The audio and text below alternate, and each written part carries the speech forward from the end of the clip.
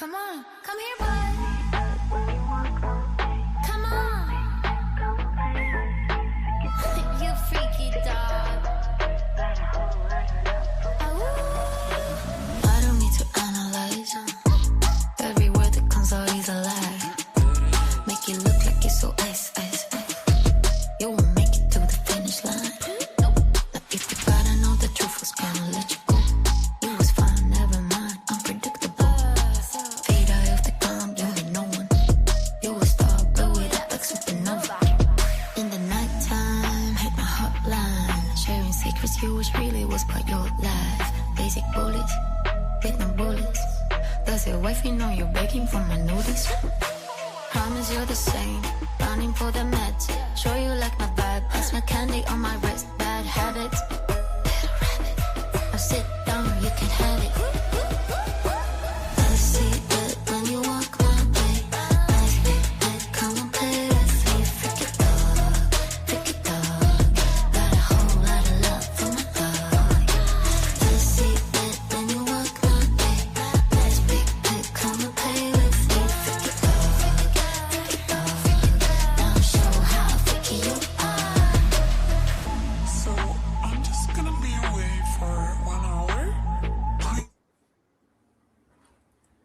Okay, guys, so welcome back to What's the Obsession True Crime. How is everybody doing tonight on this Monday night? I told you, I promised you it was going to be a summer full of live streams and more content on this channel because I have the summer off. Have I told you guys yet? So I hope everyone's doing awesome. Welcome to all those of you who are here in chat. It's so great to see you. Hey, Miss Beans 47. Hey, Angie Riley, how's it going? Boops 88. Welcome. How are you doing, my friend? Why Money Talks. Melly, nice to see you. Crystal Burns, hey, how's it going, girl? Hey, Colby, yes, I'm going to tell you all about my experience in MLMs. I was involved in 3 of them, so I definitely have some insider knowledge, I guess, into this topic. And we're going to watch content from a number of different sources tonight to talk about the Watts family and MLMs, or multi-level marketing companies, and the role that the Shanann's involvement in multi-level marketing companies played in the Watts family and the family dynamics, and how I personally do believe, and I know this is a controversial perspective, and I'm going to explain it to you thoroughly, okay? So, don't come at me, okay? But I tend to believe that without Thrive in the Watts life, I don't know if the murders would have happened. And please hear me clearly on this, okay? I am not blaming Shanann for her death or her daughter's death. By no means am I doing that. But I am sharing with you part of the story of the Watts lives and the leading up to the Watts murders that I have some intimate knowledge of and have well researched. And you can make up your own mind as to how you feel the part of MLMs and the Watts lives may have played a role in the murders or not. That's up to you. So I'm just sharing my opinion with you. Back to my hellos. Hi, Valerie. How are you doing? Hey, Julie. It's so great to see you. Cuff you, my girl. Thanks for everything you do. Lotus Spider, great to see you. And let's see. Alyssa is here now. Welcome. Always wonderful to see you. Cuff you might be the only moderator. You're the only one I've seen so far. So just know that, okay? Chicken Lady. Hey, my girl Chicken Lady. She is a former channel moderator. She was a moderator here for a while. She was also a moderator for Armchair Detective, who's no longer on YouTube. He covered the Watts case very intently. And you know what, Chicken Lady, I'm going to present your information just a little bit. I forgot to copy and paste it over. Chicken Lady is doing a fundraiser. She raises chickens and goats. She's just this wonderful person. And one of her goats needs a surgery that's super expensive. She has all the documentation to prove it, but she just needs help with it. So I'm going to share that link with you in the community page tonight because we love Chicken Lady. It's so great to see you. Hey, Honey Bun. Oh, good. Honey Bun is here as far as moderators. And hey, Amy Jordan, and thanks for becoming a member. Hey, MM Minor. And if I missed you, I'm so sorry. Definitely wasn't personal. I'm going back down to real time now. Say hello and we'll say hello back. Hey, Kelly Austin, welcome. How are you doing? Hey, Karen G. Always love when you're in chat. Hey, Joanne Cornish, welcome. How are you doing? Jessica Welling, welcome. How are you doing? Gift Sparks. Gift Spark says, agree. There are two related issues. One, family annihilation, and two, the toxic effects of MLMs. That's exactly right. Exactly. And, there can be many things that are true all at once, many issues going on all at the same time, right? It's not to say that because you discuss one and acknowledge one is being true, that you're excluding the other. When we apply proper logic, it just doesn't work that way. Hey, Wildcat, welcome. How are you doing, my friend? Okay. All right, without further ado, let's just get started. So I made a documentary about the Watts family, the MLM, and the effects that it had on their finances. I don't know, like a couple of years ago. Recently, it's just like really peaked. It's gotten like, I don't know, like 20,000 views. That's really rare, just let me tell you, for a video that's like a couple years old in the past couple months. And along with that, I've had a lot of comments, emails, and requests by other means with people asking me to cover this topic again in greater detail from different angles. So here we are. That's why we're doing this tonight by your request, because that's what we do here. We just want to make you happy. So I'm going to leave the link to that video if you haven't seen it yet. I'm actually, I've just got to say, on my own channel, it is the video that I am proudest of. How it ended up being produced, edited, the quality of information. I mean, we always have high quality research, only facts in our videos, but I'm very proud of this video. So if you haven't seen it yet, I hope you do watch the whole thing. We're going to just watch an excerpt from the beginning of it to get us started, and then we're going to take a look at some other things and open up the discussion. Hey, Ray225, welcome. She says, Thrive caused some serious money problems in this family that kept getting swept under the rug. Ain't that the truth? We are going to look all into that. You are 100% right. Boop says, to me, the money issues was intertwined. He couldn't have all the child support and be with NK. The Oxy had worked on Nico. If the Oxy had worked on Nico, he may just have left. You know what? And I think you're right about that, Boops, because of some things that we've learned about Nicole Kessinger and Chris Watts' communications about the baby that I can't talk about right now. Yeah. Oh, hey, Julie. Thanks so much. I appreciate it. Hey, Diane Schwartz. Welcome. How are you doing? Okay. So I'm going to try to bring this in through StreamYard. And if StreamYard is being bitchy like it has been lately, I'll just switch it up and bring it in through YouTube. So just give me a moment here. Bitchy StreamYard. Welcome to everybody coming in. Guys, please do me a favor. Hit that like. I'd really super appreciate it. All right. Are you going to play or not? Bitchy StreamYard. Nope. Oh, wait. That is through YouTube. Oh. Let's see. Haha. Nope. Okay. We'll do it this way. That's fine. Dude. I'm not going to complain about StreamYard. We're just going to roll. Let's go. Do the same in chat and in your comments. Mm-hmm. Welcome or welcome back to Watts the Obsession. This video is going What's in the beginning is, welcome to Watts the Obsession, a channel that respects both victims' families. We ask that you do the same in chat and in your comments. So that applies to all of us here tonight. Thank you. to take a look at the Watts family, focusing on some specific dynamics that we as the general public are able to observe due to the amount of sharing that Shanann did on Facebook about her family for the purpose, for the most part, of promoting her MLM companies or multi-level marketing company efforts. She was involved in several, and we're going to talk about that. This case haunts so many people because when you look at Shanann and Chris, look at these beautiful wedding photos. They seem to have it all. They were absolutely picture perfect. They were a happy young couple, moved out to Frederick, Colorado, had their first daughter, Bella, and they were the perfect little family. Look how happy they all are together. Soon they added a second daughter, Cece. Na Cece, Bella? Say Cece? And the four of them seemed to be filled with joy, laughter, a little bit of chaos, but for the most part, They seemed to have it all. From the outside, they were the picture perfect family. You guys are so silly. Okay, let's go to school. If you are all familiar with the Watts case, you know how this story ended, and it ended with one of the most tragic endings the mind can possibly conjure up. Chris Watts, perhaps with the encouragement or help of another, annihilated his family, his pregnant wife Shanann, Bella, and Celeste. The clear and obvious question is, how did this family go from what they once were or what they appeared to be in the photographs to a family that had been annihilated, perhaps with the help of another or the encouragement of another, by this seemingly picture-perfect father, Chris Watts?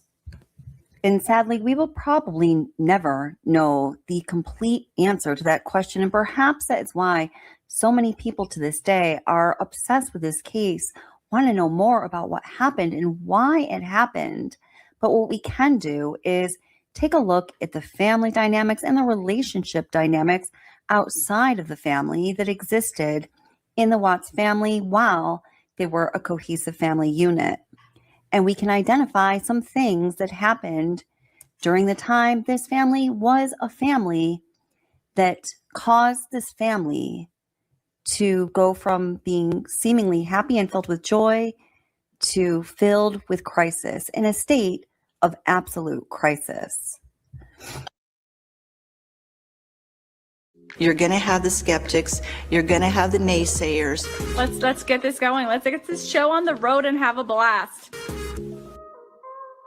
I just want to look hot for you. Right? So I came out of my shell after with this product, and I blossomed. I became who I should be. Black Label got me dancing in the kitchen while I'm cooking dinner. Dancing in the kitchen. That my husband came downstairs at 5:30 in the morning. And is like, "What are you doing?" And I was like, "I must be thriving." Fact: the Watts family declared bankruptcy, Chapter 7 bankruptcy, on June 15th, 2015, and they were headed towards another bankruptcy when Chris Watts, alone, or perhaps with the help or encouragement of another, annihilated his family on August 13th, 2018. We know at the time of the tragedy, the Watts had negative pennies to their name, and their financial situation only worsened with time. Although many know the Watts were in dire financial straits, I don't believe we tend to understand what the second bankruptcy would have meant to the family's life and the kind of lifestyle they would have been able to afford after that second bankruptcy. The outcome of their first bankruptcy, Chapter 7, when they declared over $70,000 in unsecured debt and nearly $500,000 in total debt, allowed them to keep their vehicles and home as a provision of the automatic stay in Chapter 7 that prevents your home from foreclosing or your car from being repossessed. If the Watts declared bankruptcy in the latter months of 2018, and they no doubt would have had to do so, they were already several months behind in their mortgage and had no available credit remaining on their credit cards, they would have had to declare Chapter 13 bankruptcy, which does not simply dismiss the debt the way Chapter 7 does. They would have needed to go on a repayment plan to pay off their debt. But with what money? Under Chapter 13, So I just want to emphasize this point. So as many of you know, or maybe you don't, the Watts family had declared bankruptcy less than 3 years before the murders. Now, with the way that things were going for them, they were over 3 months behind on their mortgage. They had, I think, $9 left in their savings. I say it later in the video. I don't have those numbers memorized, but they really had very little money. They weren't able to pay for anything. It's Chris Watts, told Nicole Kessinger, no matter what you think of him, and yes, he's a disgusting, dirty sake, the other Philip, and welcome. They were totally house poor. They were absolutely effing broke, right? So, they had declared bankruptcy less than 3 years before the murders, and they were definitely going to be having to declare bankruptcy again. They knew it. They knew, Shanann knew what their financial situation was. Chris was coming to terms with it.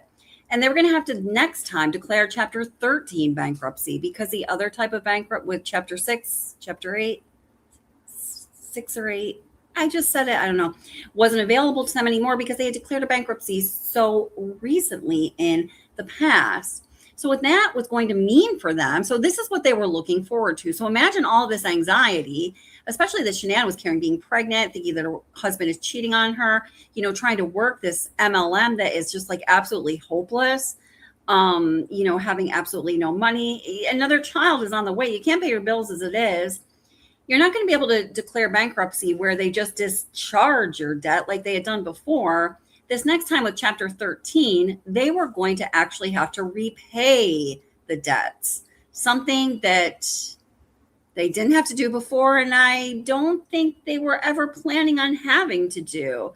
So the reality of the situation truly was grave for them, terrifying. I just can't even imagine the amount of anxiety. And as Chris came to terms with this, and this new relationship came into his life that was in his mind, promising to alleviate him of all of this stress and trouble. I mean, just, you think about these things, right?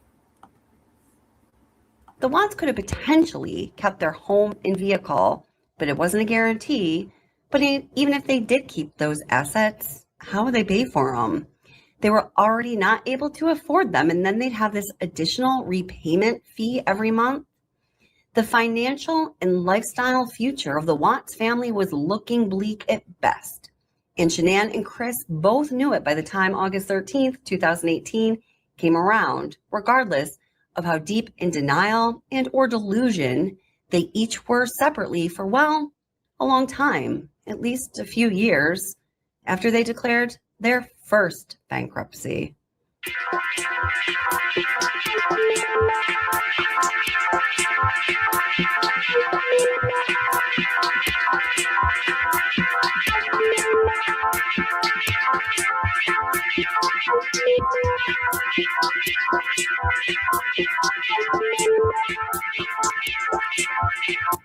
This video is going to look at the factors that led to the Watts' dire financial situation, the Watts' financial situation over time. And spoiler alert, yes, MLMs were a huge contributor to the Watts' financial downfall. So we're going to talk about that.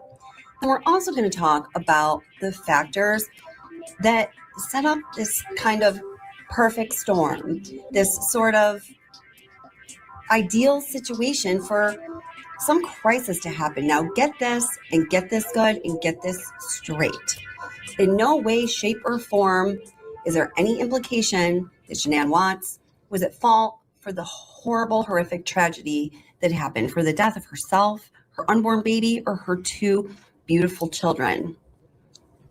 We are also going to be looking at the factors that caused Chris Watts, for the very first time, to realize the financial situation that he and his family were in, how horrible it was, and what the influences were that allowed him to finally come to that conclusion.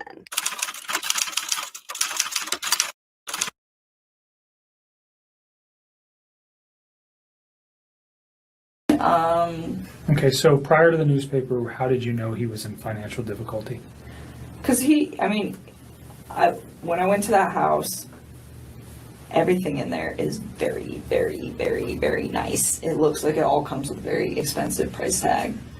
And I didn't say anything to him about it, but I could kind of tell then, where I was like just looking at everything like, how do you guys afford this? And then he has that car. I don't even know how much that car costs, but What car is that Lexus. I'm sure that thing costs like 80 grand, but just like money, like everything just looked like it costs a lot of money in that house. You probably have a decent idea of how much money he makes. Yeah, and it's not enough money to pay for all that, not even close. Did you have any idea what Shanann did for a living, or how much money she might have made? I mean, I had an idea.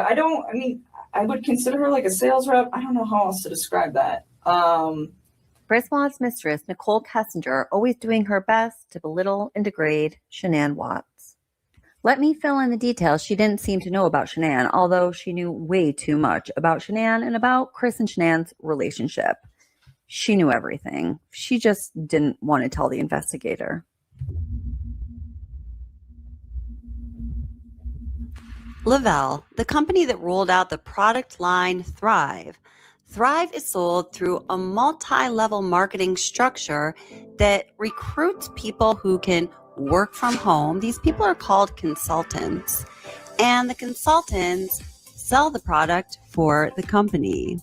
The consultants use, well, in this day and age, their existing social media to look for people who are interested in this so-called business opportunity, and that's how they grow their network. So think about who you're connected to through social media. That's right. Consultants are recruiting their family, their friends, their coworkers, their acquaintances, people that they, run into while they're going about their business in their own life, or maybe in activities for their children. And they approach them with this so-called business opportunity. And this business opportunity in Lavelle is something that is sacred. It makes the people at the top all of their fortunes of money when 98% of people, actually more than 98% of people who try their hand as a consultant in Lavelle completely fail. And generally speaking, lose a ton of money, just like Shanann Watts. This is That's right. So it's closer to 98% of people that try their hand at being a consultant in MLMs and Thrive specifically absolutely fail. They make no money. They lose a lot of money because they have to spend money to buy into the business. MLM is very pay to play structure. And then they just drop out having made not one single penny. It's really, it's surprising to me after having been involved in 3 MLMs myself and, then, doing research and seeing how they've devastated lives of people I know, a number of people I know because I was involved in them, and doing all the research that I have on them, seeing, how MLMs affected the Watts life and just knowing everything we do know about them. It really is surprising to me that at least in the United States that this corporate structure is legal because it is extremely predatory and damaging. Addie Maloney, who supposedly now is a Lavelle Thrive millionaire, who was Shanann's up line and is mentioned several times in the discovery as she was supposedly Shanann's friend as well.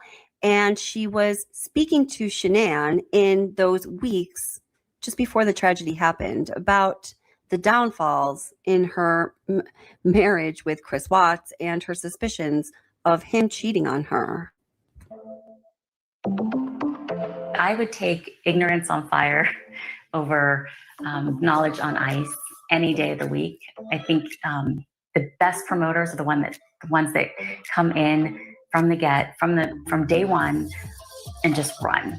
And they don't feel like they have to learn everything before they start reaching out. They're really just sharing. And that's what it comes down to, is just finding a way every single day to share your Thrive experience, share others. Actually, I think I have a 3-way coming up.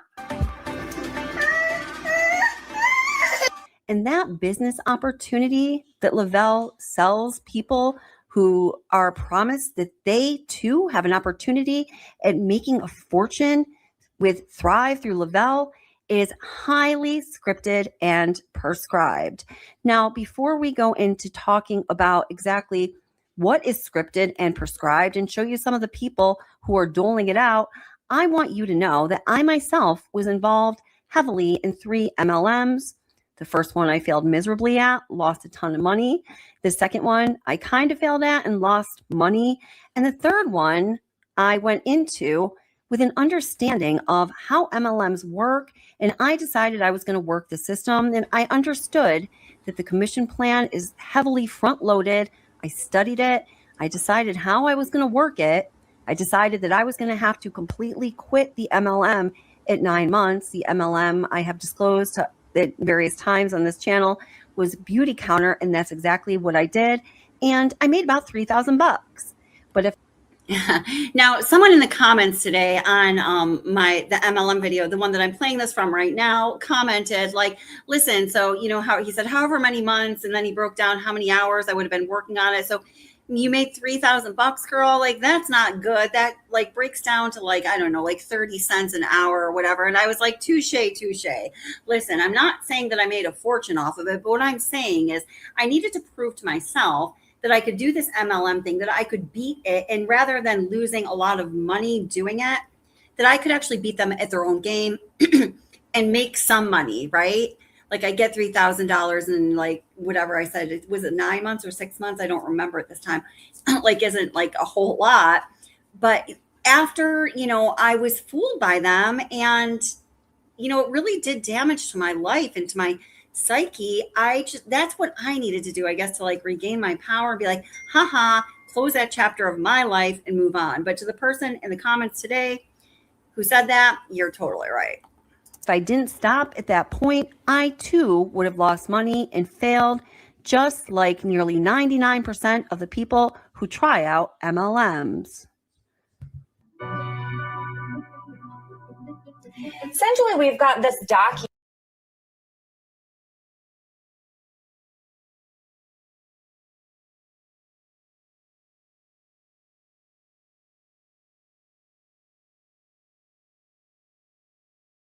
I'm sorry, Mike was muted. Okay, so I'm going to switch gears now, but that was the beginning of the video I made a couple years ago about MLMs, the Watts family and their finances.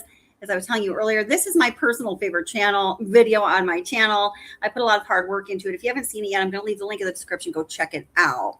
So, I'm going to go over to a video from somebody called Recovering Hunbot. Let me just go back here just 1 second. I need something to trigger my memory real quick.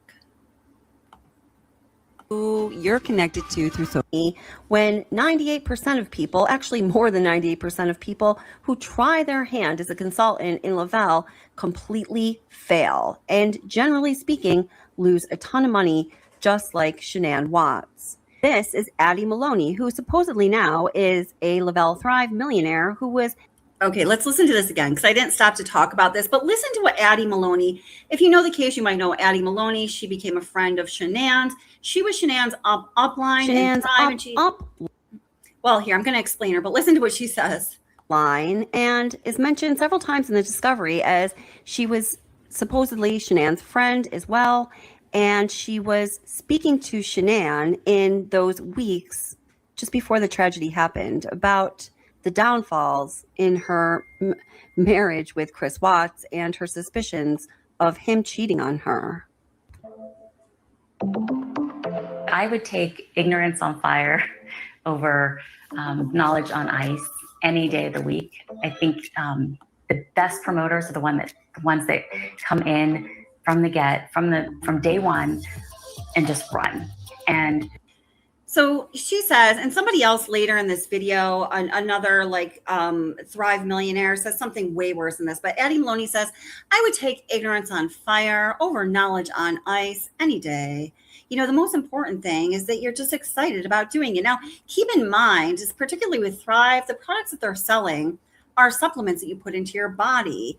Those patches that you put on your skin, that subdermally go into your bloodstream in an amplified, rapid, and condensed way. And these Thrive millionaires are saying, I would take ignorance on fire over knowledge on ice any day.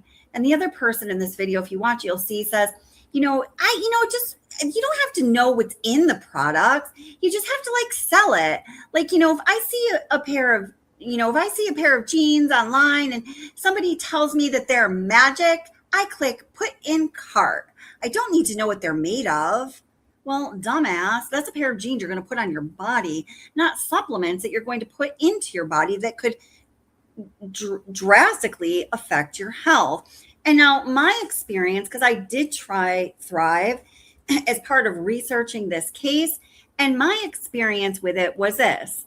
Now, first of all, I have lupus, as Shanann claims she did as well. I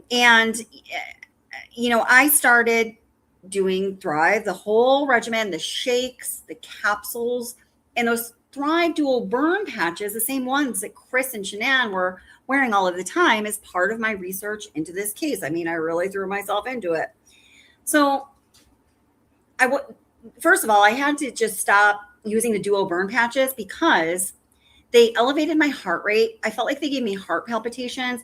They made me sweat. They made me feel panicky. I couldn't really eat. And as soon as I started using them, they made me lose weight. And at the time, I wasn't trying to lose weight. I was like a good weight, didn't need to lose weight. They just made me feel like something is very wrong here. And so I stopped using those, but I was doing the rest of the Thrive regimen. Well, it just so happens while I was doing this Thrive trial experiment, I had to see my rheumatologist. It was like an annual appointment for, doing all my lab work to just keep a check on lupus. And I told my rheumatologist that I was taking these supplements and I happened to have them with me, showed him what was in. He actually got online and was looking up the other things I was taking that I didn't have with me. And he was like, you need to stop taking this immediately. With any kind of,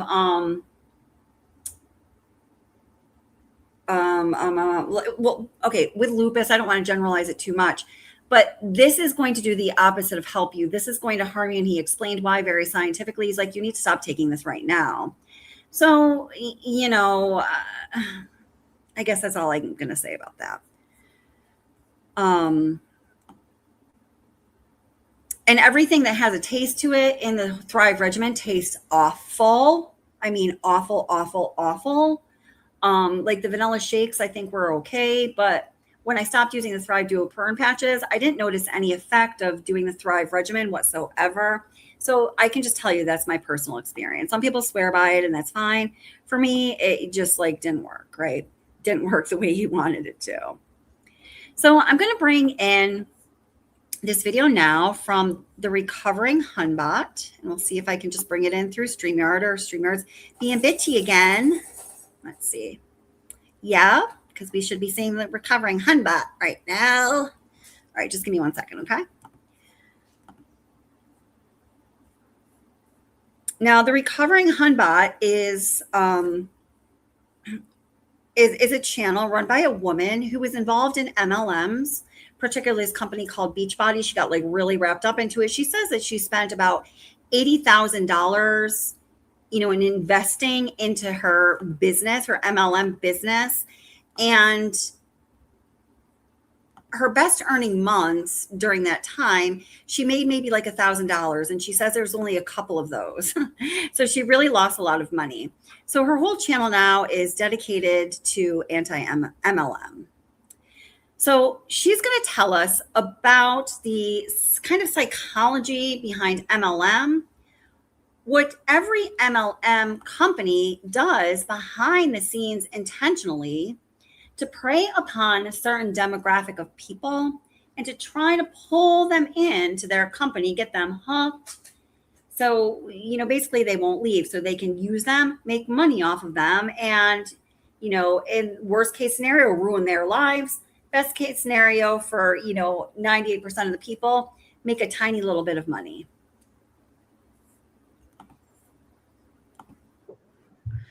Like I said earlier, some refer to multi-level marketing as a business opportunity cult, and I wanted to share with you the BITE model. There is very much an us versus them, a black, white. There's loaded language like upline, downline, all these different words that relate to multi-level marketing, and anybody outside of the group isn't really going to understand. Only positive thoughts is a big component. Rejecting any kind of doubt. If you start having doubt, you got to get that out of your head. Also, there's the being financially exploited. Also, you will gaslight yourself.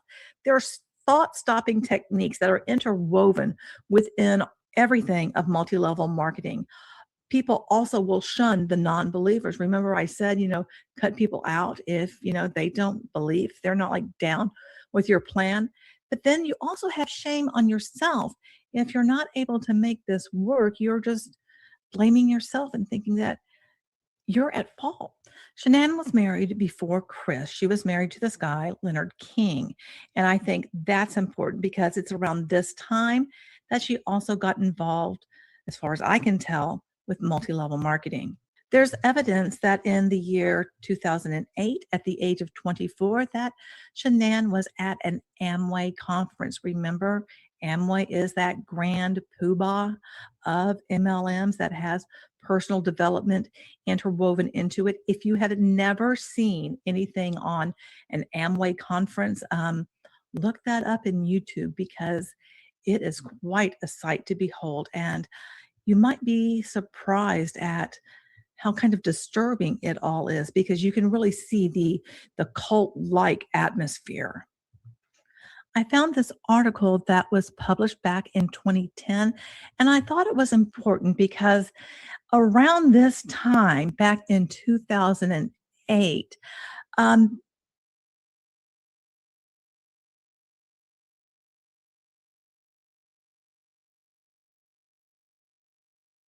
I just wanted to show you this model here. I was going to make some comments about it, but I was reading your comments. But just the way that they pull people into this, what they call a business opportunity. So business opportunity cult.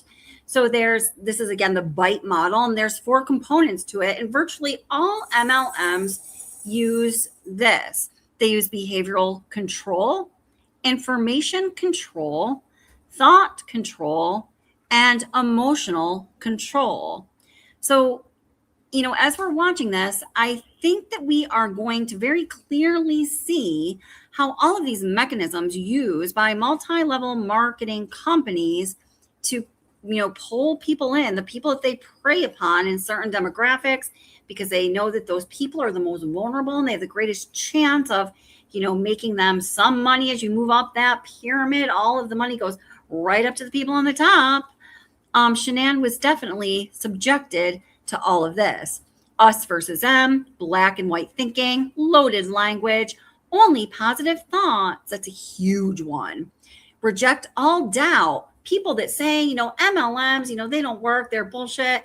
I never do that. You're not going to make any money. I don't believe in it. Oh no, those people are discarded from your life.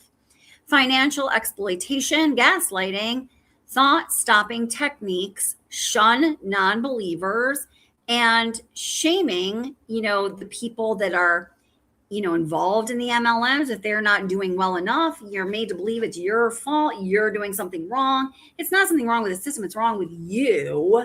And they also shame people that aren't subscribing to their MLM way of life. So MLM is not just selling products.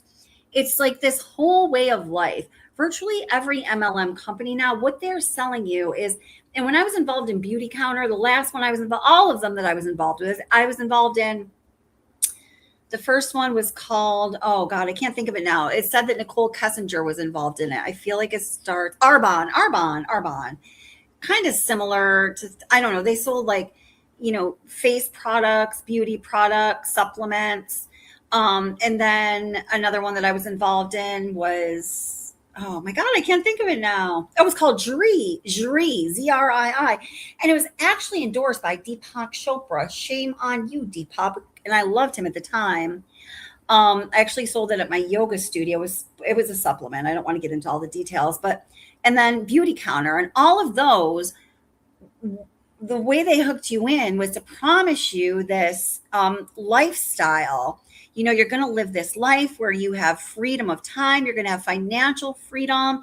You're going to be able to build your own business, do things the way you want, not be strapped down by a corporate or company culture. You're not going to have to answer to anyone.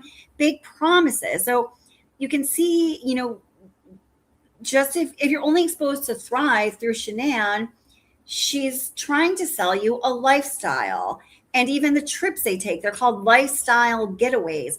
Thrive is promising you this enhanced way of living. All you have to do is get involved, take their product, and hopefully sell it too.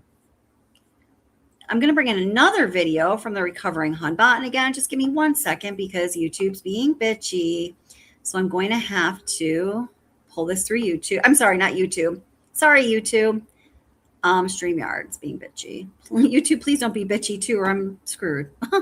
All right. Okay, so in this video, the Recovering Hunbot, she just did such a really good job covering Shanann's involvement in Thrive. And again, her videos will be in the description too. Recovering Hunbot, she's really good with all anti-MLM material. She's going to go kind of through the timeline of Shanann's involvement in MLMs. I do the same thing in my MLM video that's in the description. I do it, in a much briefer way because I focus on some other things. But we're going to have some additional things to contribute to the outline that Recovering Hunbot will be giving us here. And guys, thank you so much for being here. Please hit the like. I'd really appreciate it. If you haven't yet, please say hello in chat. We want you to be part of the discussion. We just ask that you're respectful to the victims and their family members.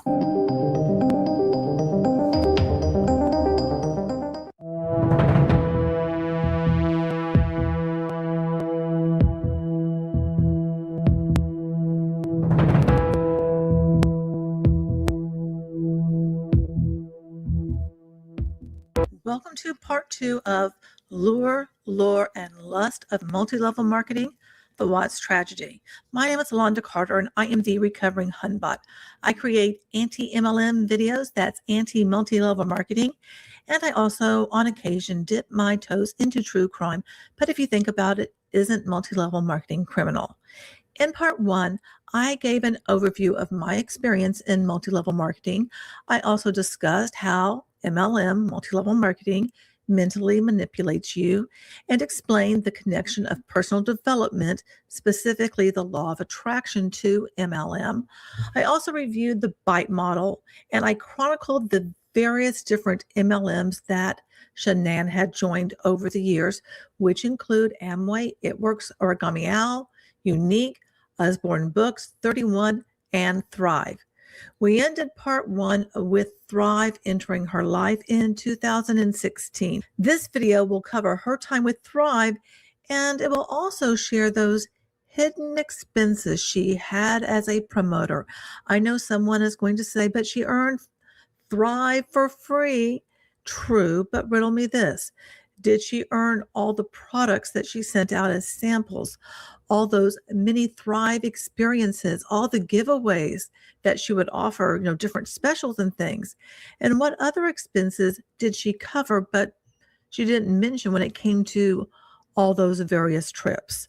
Oftentimes, when someone is quote unquote making money with an MLM, they don't take into account what they're spending, and they certainly do not share that openly. I discovered that Shanann also used Young Living, which is an essential oil company, in MLM. And overall, MLM products are really super expensive. So not only was she a distributor herself for Thrive, but she also bought various other products from other people involved in other MLMs. I imagine that if we were to tally up the money that she spent on Thrive, the outlay for other business expenses such as travel and the samples and all of that, plus what she spent on other MLM products, it would probably be like in the thousands of dollars.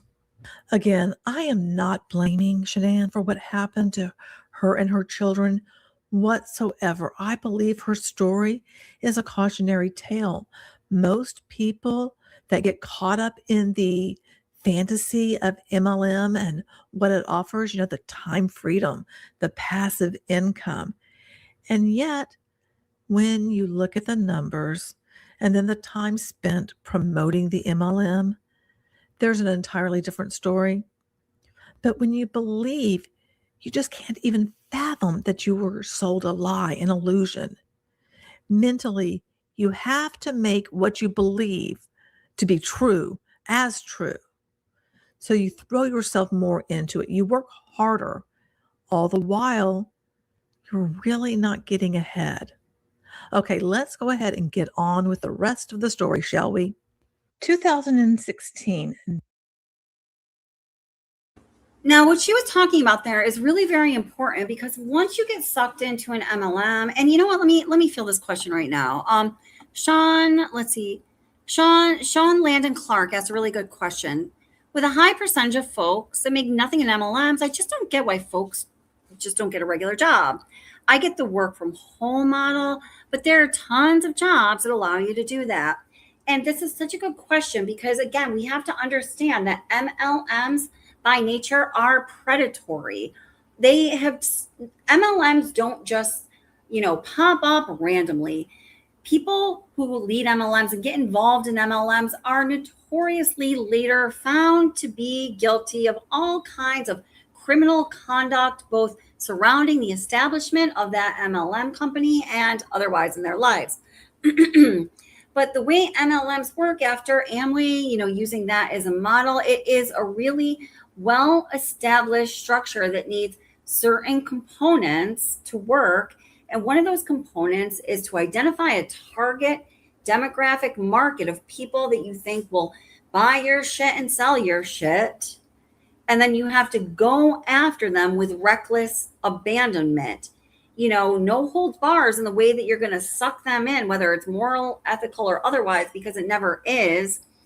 And then another component is to keep them hooked. So the recovering Hunbot was just saying there are so many reasons that people don't get out of MLMs. One is that you've already made a financial investment. Remember, these are pay-to-play organizations. So to even get involved, I remember when for the last MLM I was involved with, when I was like, dude, this shit sucks. I got totally screwed over. I lost so much money. And I was so excited to do it. I was like, and I loved it. I love the people. It's like you have this instant group of really close friends. And I didn't really need that. I had other friends, but then I just tried to suck my friends and my family into it too. Oh boy. I heard about how people felt about that after the fact. My mom and my best friend tell really funny stories about that actually, but they were just, tried to be really nice and supportive while I was doing it. Some people just told me to screw off. Some people I was friends with were like, are you fucking seriously getting involved in this? And you know what? I didn't mean to, but I can tell you in retrospect, as I look back, I can see clearly how those people that said, are you fucking kidding? This sucks. I can't believe you're doing this. My relationships with them, grew more distant. They slowly phased out of my life. I wasn't doing it consciously, but that's how it works. So not only have you already made this financial investment, and a lot of times the financial investment is pretty substantial. If you are like already pretty financially well off, I'm going to say you don't get involved in MLMs, okay? People who get involved in MLMs are people in vulnerable situations, often young mothers who really need money for themselves to support their family, and just, life is hard, right? So you've made this financial investment, oftentimes significant. Oh, and what I was going to say is when I was shopping around for that last MLM, I was going to get into the one where I was going to work the system and not get screwed over by them and hopefully make some money. I was, just curious to see if there were any MLMs out there that you could legitimately get involved with as a consultant trying to sell the products where there was not an initial startup cost. And I literally found none, right? So, that kind of makes sense. If you want to start a business, you have to invest in it, but just really isn't, I don't know. But then also it's hard to get out of MLMs because, as I was just implying, you've already, you've made these bonds with people. Now, in retrospect, I personally, and a lot of other people, I've heard so many people who've been involved in MLM say this, can see that those bonds were superficial. These people that I became instant, really good friends with, we weren't really good friends. We were just both so excited to be on this same journey of getting involved in this MLM and having this promise of this, this enhanced lifestyle and, making money and living our lives the way we want to, being able to stay home with our kids, whatever the case may be. That was what brought us together. They weren't true friends, but there's that whole aspect of it as well. And then there's also the, if you're trying to get out of an MLM, everybody who's involved in the MLM, whose opinion you really care about at that point, is going to make you feel like you've done something wrong, like it's your fault. Like you just need to, have more positive thinking. You need to put more work into it. You need to put more effort into it. You need to focus. You need to dedicate more time. But most of all, it's just like, you really need to stop this negative thinking, okay? You need to get rid of these negative thoughts. Just think like, I've got this. I can do it. I'm going to be successful at this. And that's what's going to make the difference for you. And Kelly, you're going to be successful. Just hang in there. There's so many reasons that for some people, it's really hard to get out of MLMs. Just another reason that they're so much like a cult. This is when Lavelle Thrive entered Shanann's life. Now, in order for her to be part of all of this, there were a lot of things that she was doing where initially, remember, you don't have to pay anything to join, but there's team events that she'd go to. There's the annual conference. There's these local vendor events that she had. There's these getaway packages. There's all of these just hidden expenses that, are not disclosed. We have no idea what was being paid for all of this stuff. Meanwhile, they are on the serious struggle bus when it comes to their finances.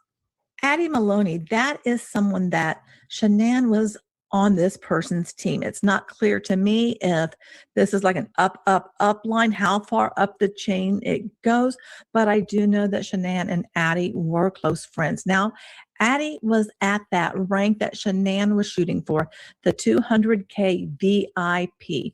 That's so much what Shanann wanted, and she was putting forth.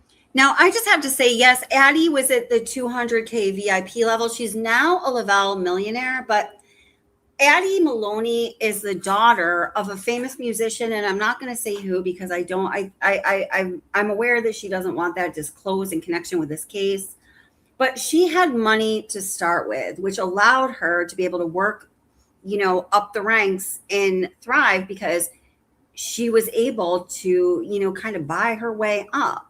So she would be, an aberration from the, kind of the generalization I just made that, usually people that have money don't get involved in MLMs. Well, sometimes they do because that's just what they want to do. And it's easy for them then to be successful because they basically become successful on their own money. And we'll talk more about that later if it doesn't make sense to you. So much effort for that. And I can remember when I was, neck deep in Beachbody and watching other people who had, kids that were in their videos when they would do lives. And I was always so jealous that, oh, you can at least put your kids in there because I never felt like I was getting anybody to watch. People seem to love to watch the kids. And when I look at Shanann's video, there's the girls and Chris would be involved. I mean, did they really want to be in those things? I don't know. Was Chris doing it to please his wife? I mean, I know my husband, he took some pictures with me and, he did some lives with me because that's what I wanted him to do. But he wasn't all that down with it. I mean, was Chris into all of this, MLM? Did he believe it as much as she did? Was there ever any tension between them because of the dream? In January of 2016, that is the first time Shanann ever tried Thrive. She went to her very first Thrive convention that April. Well, to do that, you got to buy a ticket to the event. Plus, there's the flight. Then there's the accommodations. Then there's the food. You see, all of these other fees are, woven in there. Meanwhile, year after year, they're losing money. This is something that I found over on Reddit, so I wanted to share it with you because I found it interesting and it kind of goes along with this story. A while ago, I had to quit my job because my boss got involved with the company Lavelle, who sells vitamins. Basically, I didn't join up like the other employees and got shunned out of my workplace for not thriving. This stuff is almost $300 a month, which I simply could not afford. So the sales pitch goes, oh, but you can get it for free if you become a promoter under me and sell so much a month. Thankfully, I found another job pretty fast, but now those people seem rapidly desperate to sell these products and recruit people into the company. They use guilt tactics and image memes to make you feel bad about yourself on Facebook. If you say anything negative or skeptical about it, they freak out and jump down your throat like you offended their religion. What is the deal with this company? Is it just me or is it very cult-like? And I'm going to say, it's not just you, sister. That's pretty much how it feels when you're in any MLM. If anybody goes against it, it's just like you are so defensive of the company and what it has to offer. Meanwhile, everybody else is looking at you like, I think there's something a little bit off. There's a video on YouTube where Shanann tells her story about how much Thrive has helped her. She joined under her friend Mandy, also known as Amanda, and this is her friend Addie. I looked at Shanann's life events, and you can see from 2016 to 2018, it's filled with Thrive. Again, we don't know her monthly expenditures on MLM. We don't know the number of MLMs she was involved in at this time. We don't know what the product expenditures were. We don't know all the back office fees, if there were. I did find that Shanann was involved in a total of 9 MLMs. I talk about that in my video we watched the beginning of earlier. That's going to be linked in the description. I go into that in detail. It was pretty extensive. How much were they? We don't know what she was spending on product to get as samples. We don't know what she was spending to mail out that product as samples.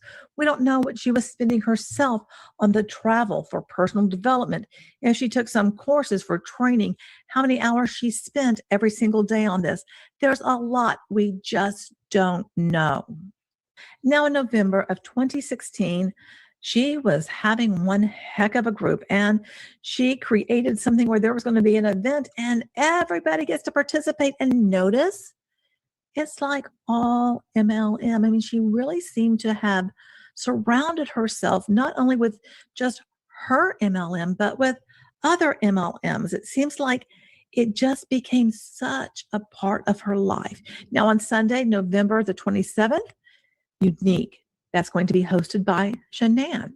But also, she's part of Thrive, which it has December the 2nd, Thrive being hosted by Chris Watts. But we also have mention of LuLaRoe on November 30th, which we know she bought those products. I'm not sure if she ever was a member of it. December 4th, Origami Owl, which we know she was a part of it.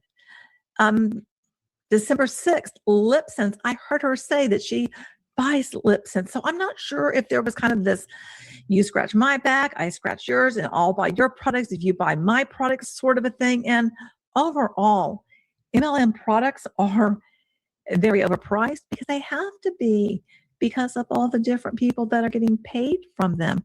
And then there's also mention of Usborne books. So as you can see, there's a ton of different MLMs that she either knew people in it or she was buying.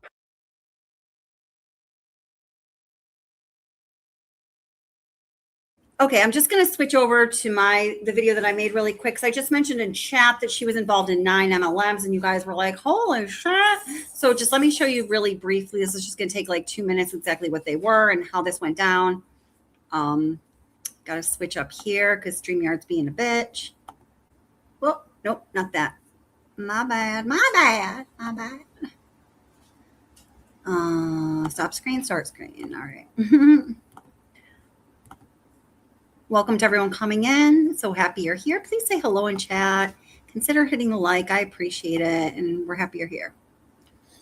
The first one that we have record of is her involvement with what is known to be the very first MLM company, the grandfather of all MLM companies, and it's the company Amway. She was selling their skincare products called Artistry. Apparently, that was Shanann's entry point into the MLM community. After her involvement with Amway, Shanann became involved in a number of different MLMs.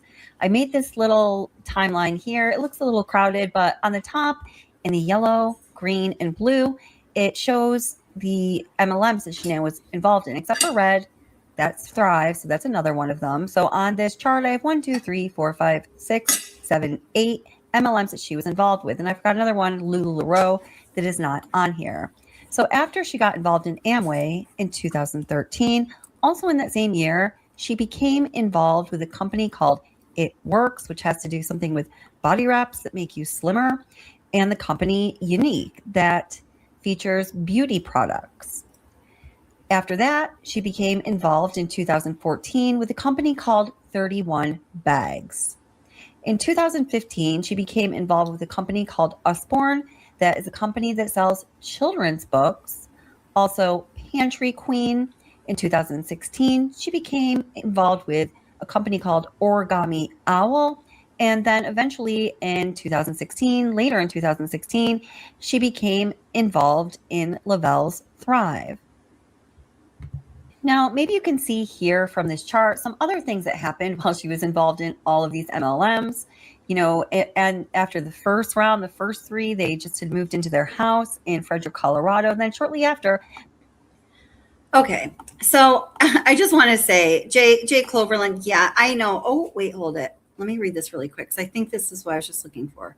It was, yes. All right, hold it. I have it. I forgot I had it in my video. Okay, we're going to go over all this financial stuff in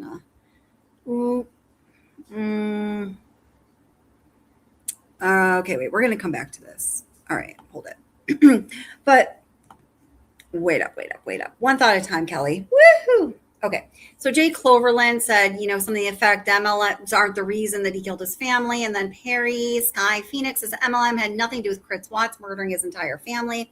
So, and I just want to say, I said in the beginning that I do believe this, and I could be wrong. This is just my opinion. This is just my belief. Okay. I think there are two critical things that happened in the Watts life. One was more, sustaining over time than the other. That had these things not happened, I personally believe, after studying, just like the relation of the family dynamics, and I don't know.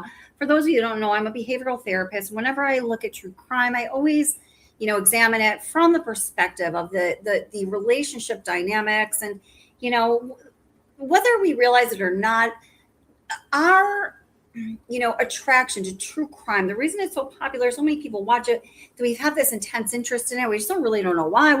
It's not like I just want to learn about people getting murdered, you say to yourself, right? It's that we're trying to understand the human condition and understand one another, and these extreme outliers of human behavior and relationship dynamics that eventually lead to people being in situations that we could never fathom, that are nightmares, or to people to do the unthinkable. So for that reason, I think it's very important and relevant to study and to discuss the relationship dynamic. So again, it is my opinion that if it were not for MLMs and the Watts lives, and if it were not for the event known as Nutgate, I do not believe that the murder would have happened. Now, with that being said, understand, and I hope you do, and if you don't, just goodbye. I am not in any way saying that the murders were Shanann's fault. That is not what I am saying. To acknowledge that certain components of this family's story, if they were not present, excuse me, the murders may not have happened. To acknowledge that is not to say that it's Shanann's fault that she and her children were murdered. That's absurd. And I freaking hate it when people say that, but it's all over my channel in the comments and elsewhere. But I personally do not believe if MLMs were not in their life, and if Nutgate didn't happen, I do not think the murders would happen. And we can discuss that more in detail later. But yeah, your comment kind of just like I kind of like giggled at, because I'm like, well, it's not that simple. MLMs aren't the reason he killed his family. Well, it's not, you can't draw a direct line like that, right? But we'll come back to that later. But I'm glad you're here, Jay Cloverland. Welcome. All right, just give me 1 second. I got to switch this up again. StreamYard.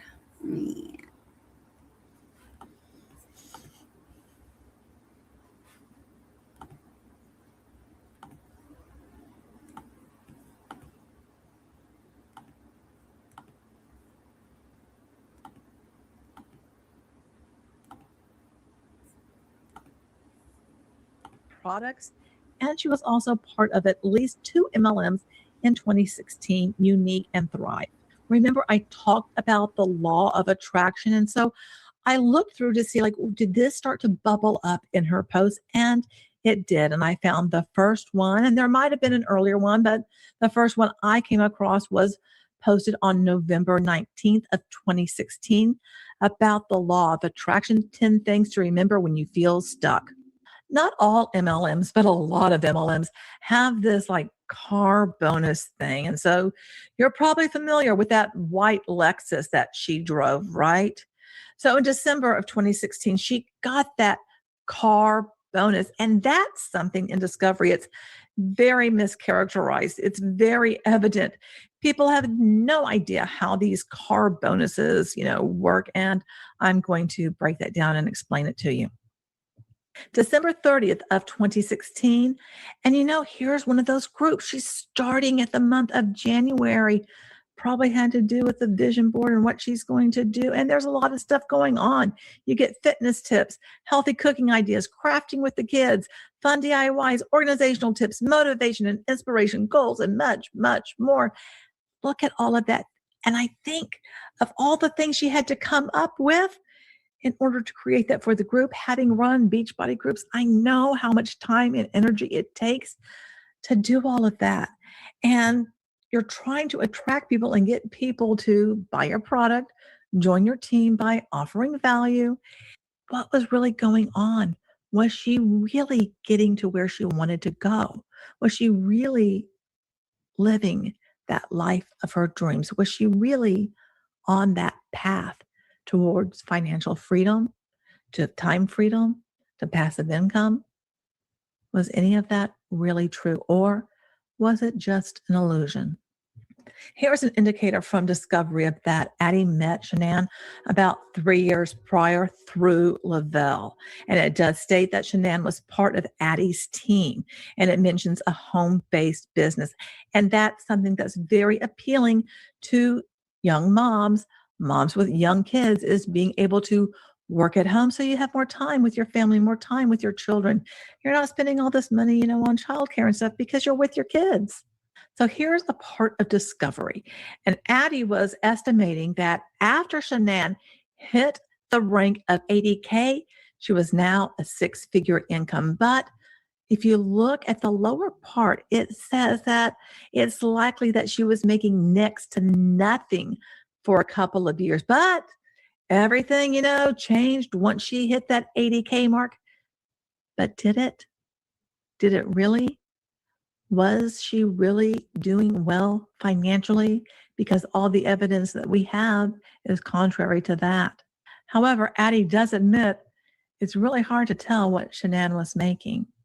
Yeah, none of that stuff is forthcoming because you already saw the income disclosures. I mean, there's a lot of factors going into all of that. And the thing is, if you are bringing in any money from an MLM, that amount could go up and down. It depends on what you're selling. It depends on the volume of your team. It depends on whether or not somebody is leaving your team. There's a lot of juggling that you have to do to keep that Jenga tower up. Remember, Shanann was married before? Well, her ex-husband, his new wife, joined Lavelle for a little bit, but, fizzled out. So it's unclear to me, like whose team that the ex-husband's new wife was on or knew Shanann. I'm not really sure. However, we're told that Shanann didn't have any benefits through Lavelle, and that's true. You get no benefits, like how you do if you work for an actual company. She earns commissions. She gets an $800 a month car allowance. However, we're going to get to that car allowance. That is not guaranteed. That's not automatic. You don't just get that. You don't hit it and guarantee it. No, you have to earn it over and over and over and over again. And also we're told. So this is definitely a thing. And Anaphylaxis, welcome Anaphylaxis, one of our wonderful moderators. Hey, did you see Chicken Ladies here, Anaphylaxis? Says she got a car and then had to keep her numbers up to get it. So this car bonus, they say, you have to get like a fancy kind of car and you get $800 a month for your car allowance. You lease your car. They don't pay your lease. They give you $800. If every single month you have to reach these certain benchmarks, and I go over it in great detail in my video that's going to be in the link, to earn that car bonus every month. And if you don't reach those goals every month, now you've already leased a car that you can't afford, right? If you don't reach those goals every single month, then you don't get the car allowance and you have to pay that. Shanann's car payment was $639 a month. You have to foot that bill yourself. So the car allowance is really just a way of, setting goals for the salespeople that they feel a great deal of pressure to meet every single month so they can get that $800 bonus. It really doesn't have to do anything with it. Have to do anything with a car. MLM companies just present it that way because it sounds so attractive. Like if you do well in our company, we give you a free fancy car. But that's not really the case at all. That she gets a couple of trips paid for by Lavelle, but did they pay for everything? Was she paying? Let me answer that question. No, they didn't. So the trips where Shanann and Chris talk about, getting a free trip, Lavelle pays for the board, the shelter, the hotel room. The the consultant, Shanann and Chris, whoever goes on that trip, they have to pay for their own airfare. They have to pay for their own transportation once they're at the location. They have to pay for their own food. They have to pay for their own drinks. They have to pay everything, every single thing, other than, Lavelle will buy all these rooms in a hotel in bulk. So they get a stupid rate. And then,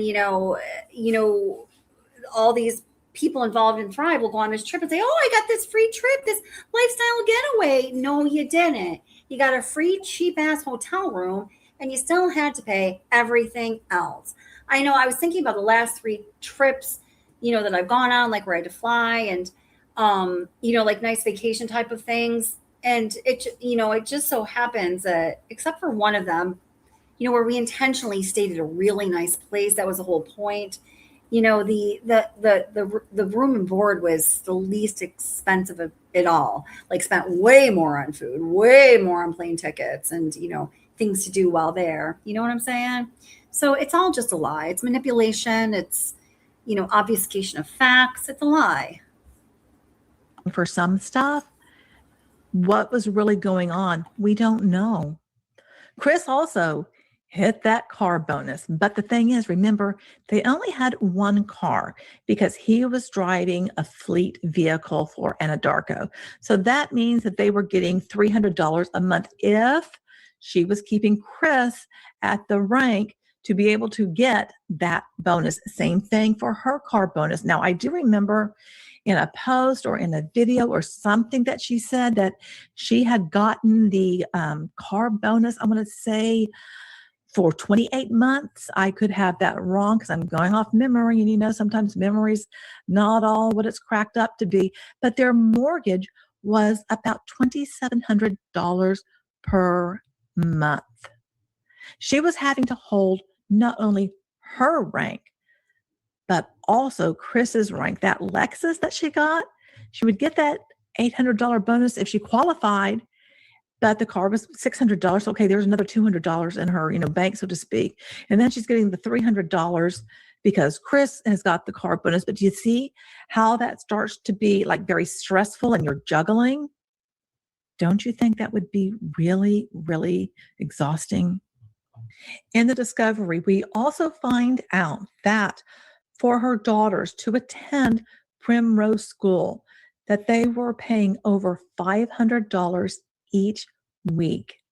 So over $2,000 for these 2 little girls to go to school while she is working her MLM business and while her husband is working full-time for Anadarko. And they also owed somewhere between $8,000 to $10,000 in credit card debt.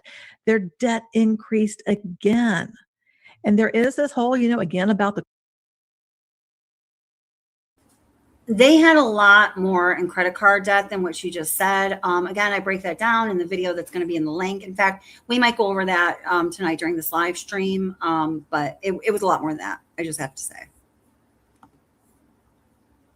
Car allowance, but remember what I said, you're not guaranteed the car allowance. It's not like when you work for a company and you can sometimes, get a car allowance. It's not that. You got to keep earning it. I told you we were going to get to that whole car allowance thing. You need to have 4 promoters underneath you that are qualified and active. You also have to complete the auto agreement because guess what? It's not in Lavelle's name. It's in your name. That means if you don't hit that rank and you've signed that lease, whatever that amount is for that car, you have to come up with. You're not going to get it from Lavelle. You only get it if you hit each month the qualifications you need in order to receive it. Can you imagine how much stress and pressure there was on Shanann to keep selling, to keep recruiting so that she would be able to get that $800?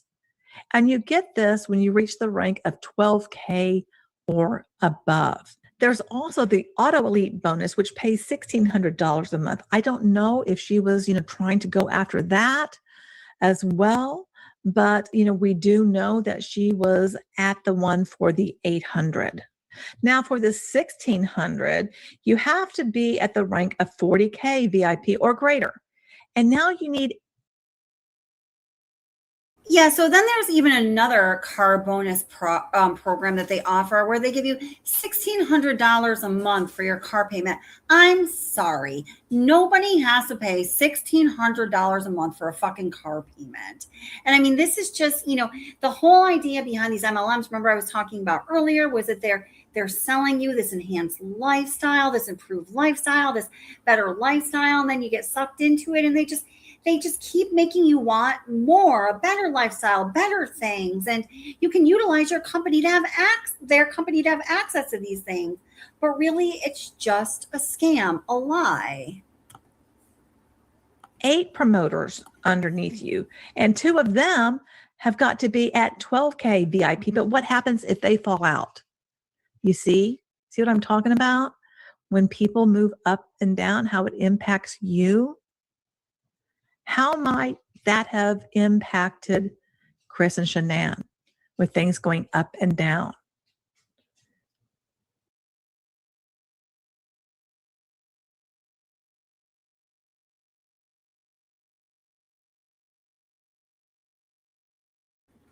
Alicia the Troon Slayer says, Kelly, stop milking this case. She's dead and good riddance. Well, that's really fucking classy and respectful. Somebody get rid of that person. Thank you. Moderators, you're the best. I didn't mean to sound snotty when asking you that, but bye-bye. Now I know that Shanann was the one, paying all the bills, and Chris wasn't in charge of any of that. But that had to have been a stressor. That had to have come out in some way. I just can't imagine the pressure that you would feel from knowing you've got to get this in order to get this bonus. Now, here are the membership ranks. Remember, I told you all of this stuff when it comes to how you get paid by MLM. It's always super, super confusing. That's just a hallmark of all of it. But we're told, because we know that Chris, in order for him to get the car bonus, he had to be at least at 2K, which means that he needed to have recruited at least 2 affiliates, and he needed to have downlines generating at least 12,000 points each month. And then for Shanann, we don't know if she ever lost her 80K VIP or not. But she also had to make sure that, her people were producing. Do you see how the 80K, the 12K, this all relates to the volume of your team, the people underneath you. LaBelle talks about being qualified and active. So when you join, this is what you're told. In order to earn most commissions, you are required to be both qualified and active. Qualified means you have purchased or sold to customers at least 100 PV worth of products since your enrollment. Sold or purchased. How much was Shanann purchasing? Active means you have maintained your personal or customer product orders totaling at least 100 PV per month. How much was she spending? How was she maintaining this? How was she maintaining Chris?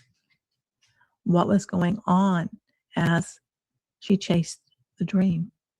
That whole getaway thing, found some information on that. So there's one level in which airfare is not included.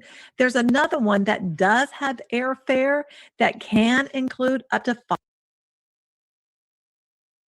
Wow, the trolls really are out tonight. So moderators, I'm sure you see those people that are just commenting with letters. I'm sure you're seeing what they're spelling. They can go bye-bye as well. Bye-bye, trolls. Bye-bye, bitches. $500 a person for reimbursement, but we don't know which one that she, what she was getting. We don't know if she went up and down on rank. We don't know that when she went on these getaways, was it costing them? Was she putting things on credit cards? Was it all about, I've got to get to the 200K. We're going to do this. We're going to do this. Because she was working very, very hard. But what was coming back to her? Again, I am not putting blame on Shanann at all. I was like Shanann. I understand the mindset of thinking that you just got to keep going. You just got to keep doing it. So in 2017, in January, there's her vision board, Selling Dreams with Illusions. And it's the lifestyle that is being sold. And she has her goal right there, the 200K. She wants to get to.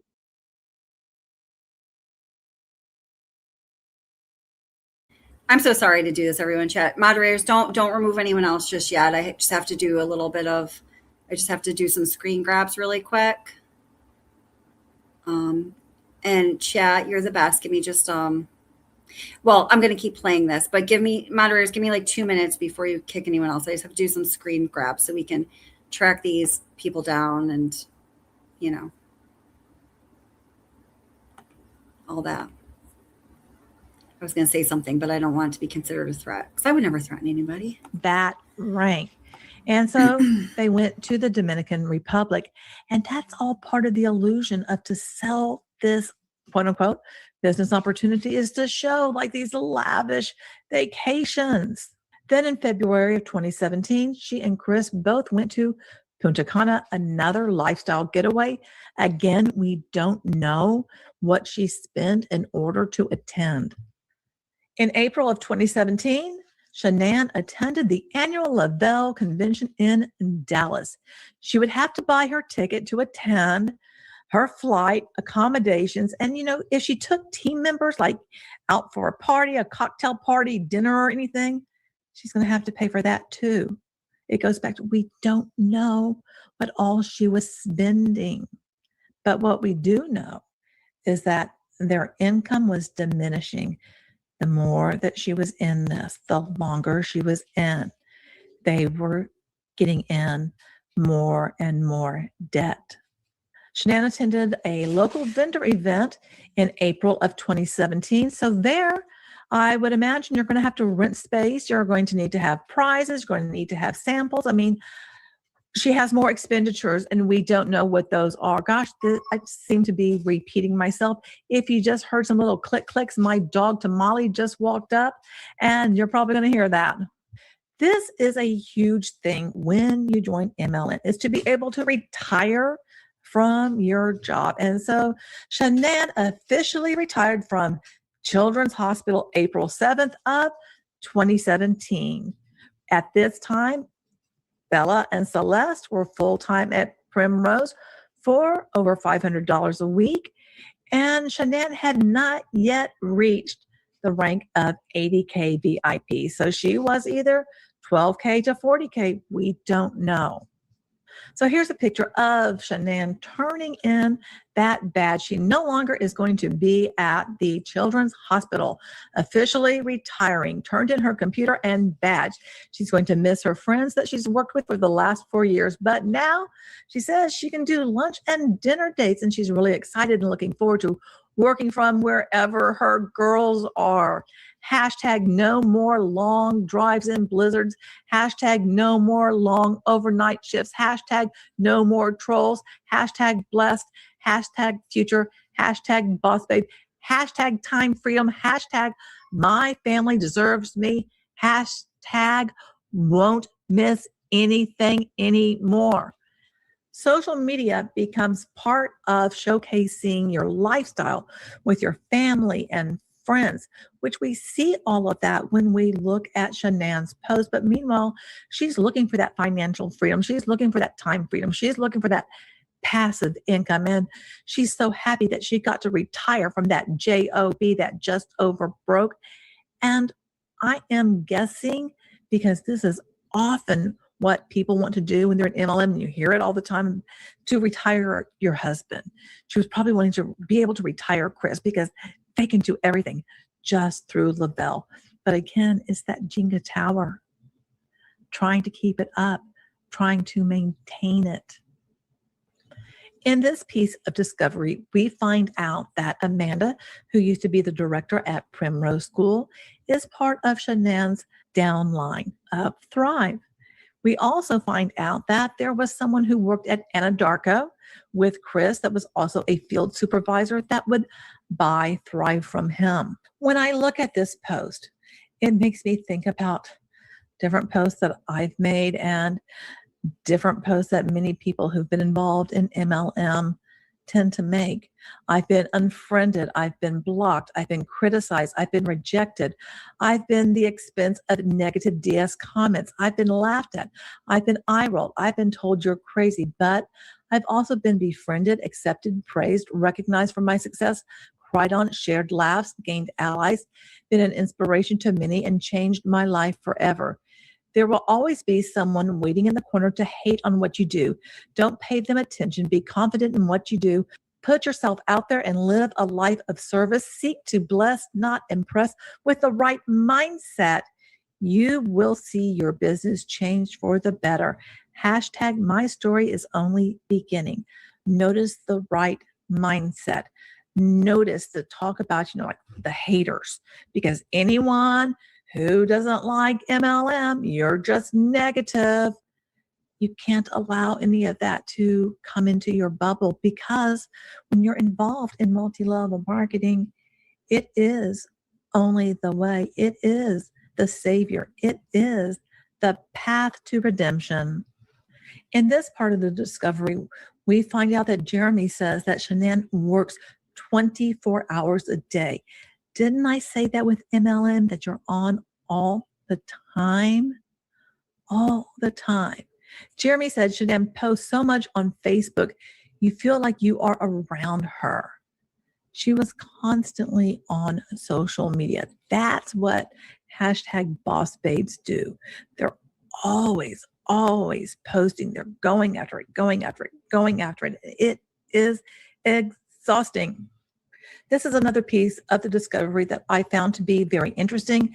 This is after everything happened, and when Chris was, quote, texting her or trying to text her, that part of the story. Hopefully you know all of this. But it says it's normal for Shanann to not to respond to his texts because her priority is to respond to her direct salespeople. So I'm guessing that are people on her team, people in her upline, downline, and probably people that she's looking to recruit or possibly be a customer that she then wants to turn into her downline. In October of 20. So I just want to say super quickly that moderators, you are so amazing. I am so super grateful for you. And everybody else, sorry for the trolls tonight. They need to try to come out for their little troll bites or whatever. Yeah, so thank you so much, moderators. I really appreciate you. Sorry, guys. I was just grabbing screenshots of some of the more threatening comments because sometimes we need to do things about this kind of stuff. But I really appreciate you guys. Thank you. 2017, there was yet another getaway to Puerto Vallarta. In May of 2017, Shanann went to a team training session in San Antonio. We don't know what the flight cost was. We don't know about the accommodations. We don't know about the food. We do not know the additional costs that were incurred because of this. There's another post about the law of attraction on June 6th of 2017. And yet another getaway, this time to Toronto, occurred on June 26th of 2017. The law of attraction continues to be a big part of Shanann's life. I completely believe in the law of attraction. You attract what you put out. And I also believe in working your butt off for what you want. I don't share this to discuss money, but to share how a solid dream, passion, hard work, and relentless pursuit is the recipe for success. Hope you have a productive Monday. And this is something that Shanann shared. And I think it's wonderful to work hard and all of that, but everything about the law of attraction, it starts to be a bit much because you begin focusing on like, oh, if I don't have what I want, what am I doing wrong? I'm not having the right thoughts. I'm not at the right vibration. I've got to work on myself. Then there's another post on July 22nd, Mindset and Law of Attraction. Do you see how this constantly interweaves within multi-level marketing? It's not just with Lavelle, it's with any multi-level marketing company. mindset, law of attraction. Those are mainstays. In September of 2017, Shanann attended a team training in Las Vegas. It goes back to there's going to be more expenses. Her flight, accommodations, food, we don't know what else went out the door, all because she's chasing the dream. In September of 2017, again, she attended another local vendor event. You're going to have to rent the space, prizes, samples, and we don't know what other expenses there might have been. We have no idea, but she is working very hard. And one of the things that I know that happened to me when I was in MLM, and also the people who I was surrounding myself with, those like-minded people, it's like the rest of your world didn't matter. Anyone that I met, it was always just in the back of my head about, oh, maybe I can recruit them. Maybe I can get them to buy something. There was always just this pressure of like, okay, this. Okay, hold on. I'm going to pause this for a second. I want to answer a couple of questions here. Well, Perry Sky Phoenix says, I wonder what Shanann would think if she knew how obsessed with her and her life that we all are now. Now I'm Perry Sky Phoenix. I truly believe what I'm about to say. So, like people will come into chat or leave comments or whatever, email, whatever they're going to do, come at me, saying, oh, you need to stop talking about this one. Blah, blah, blah, blah, blah, blah. Why in the world would we do that? First of all, the nature of this crime is so outrageous. It's intriguing to the human mind because it is one of those crimes that requires human behavior to change so rapidly and so significantly that it is way on the outer limits of, way outside normal human behavior. It's on the outer limits of pathological human behavior. And as human beings, our greatest mission in this world is what? Survival. Since we have critical thinking minds, cognitively, we need to try to make sense of these things. So this is why we like to focus. We're interested in true crime, right? So we're always going to talk about it. It's a very interesting case. Shanann put so many posts on social media. We have this like unprecedented kind of access into the lives of this family where this horrible tragedy happened. Chris and Shanann are both people who at first, we seem interested in a lot of people. I'm not saying that any of us are just like Shanann or Chris, certainly, but, we can see ourselves kind of being like people like them, have a family, live in the suburbs, whatever, trying to work our way up in the world. There's a lot of reasons people are attracted to this case. And because there is all of this unprecedented amount of access inside the Watts lives, we are able to gain a really, intimate and unique perspective and understanding of what was going on in this family. And in studying that and discussing it, there is a lot to learn about human nature and ourselves. Now, somebody else was just saying, it was the other Philip was just saying, I think that's who it was. Shanann, towards the end of her life, she was starting to realize, the things that she was doing wrong, from her perspective in her life and her marriage. And she was really showing initiative to make meaningful, sincere change. And I totally believe that. Just adding to the tragic nature of what happened with this crime, that Shanann was finally coming to these realizations about herself and wanting to become a better person and wanting to change, the things about her that weren't, sometimes it rubbed people the wrong way, but it's not about us, but that weren't working so well within her family, right?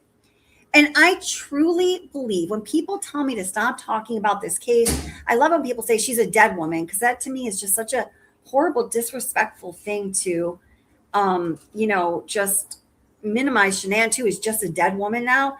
What, her life didn't matter? Her story didn't matter? The lessons that she's left us with, so graciously by, not knowing at the time, but as fate has it, opening a door into her life.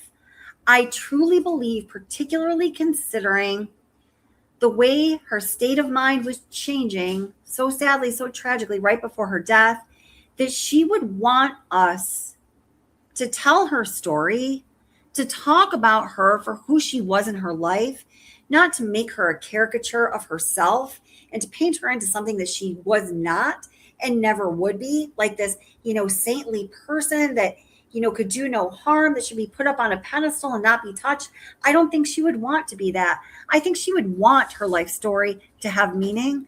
I think she would want for us to continue to tell it and to find meaning in the story of her life for ourselves, and to come to a greater understanding of ourselves and human nature because of her story, because that's really what we're doing here.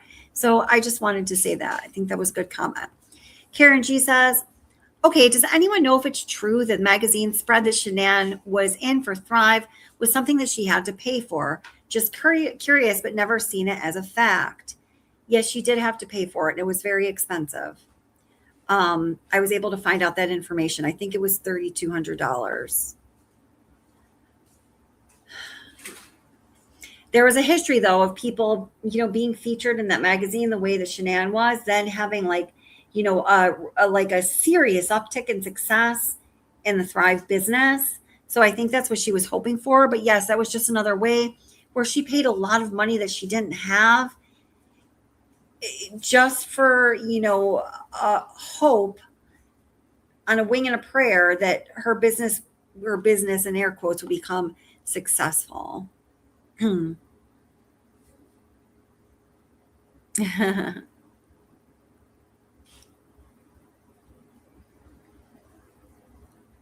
This is unreal. Fucking get a life, people.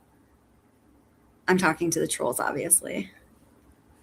Sorry, I'm trying to get to the real comments here.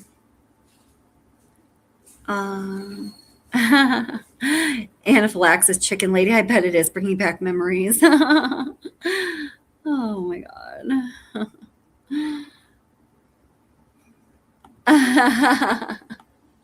That's funny, chicken lady. Okay, so I want to just switch gears a little bit because yeah, I was able to confirm that at some point. I don't mention it much because it's a fact that I put out there that is received with a lot of hate. Man, the trolls in my chat are alive tonight. We've got some death threats, honey. What's up? Okay, hold it. I gotta mute for a second.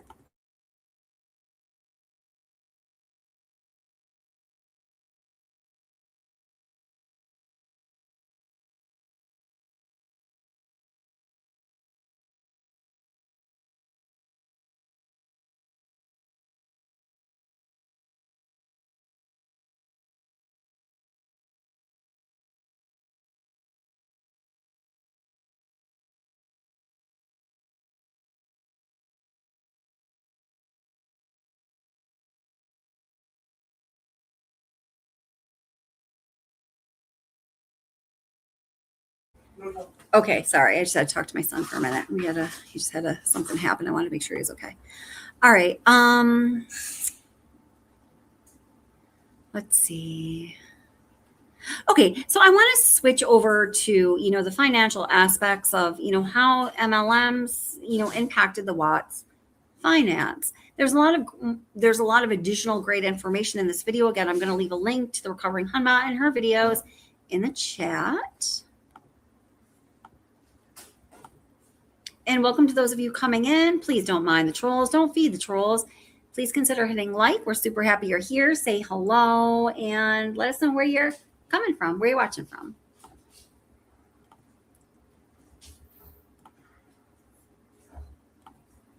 In 13, 14, and 15, Okay, so I'd gone over those 9 MLMs that she was involved with, and then just was starting to talk about some things that were happening in the Watts' life at the time she was involved in those MLMs.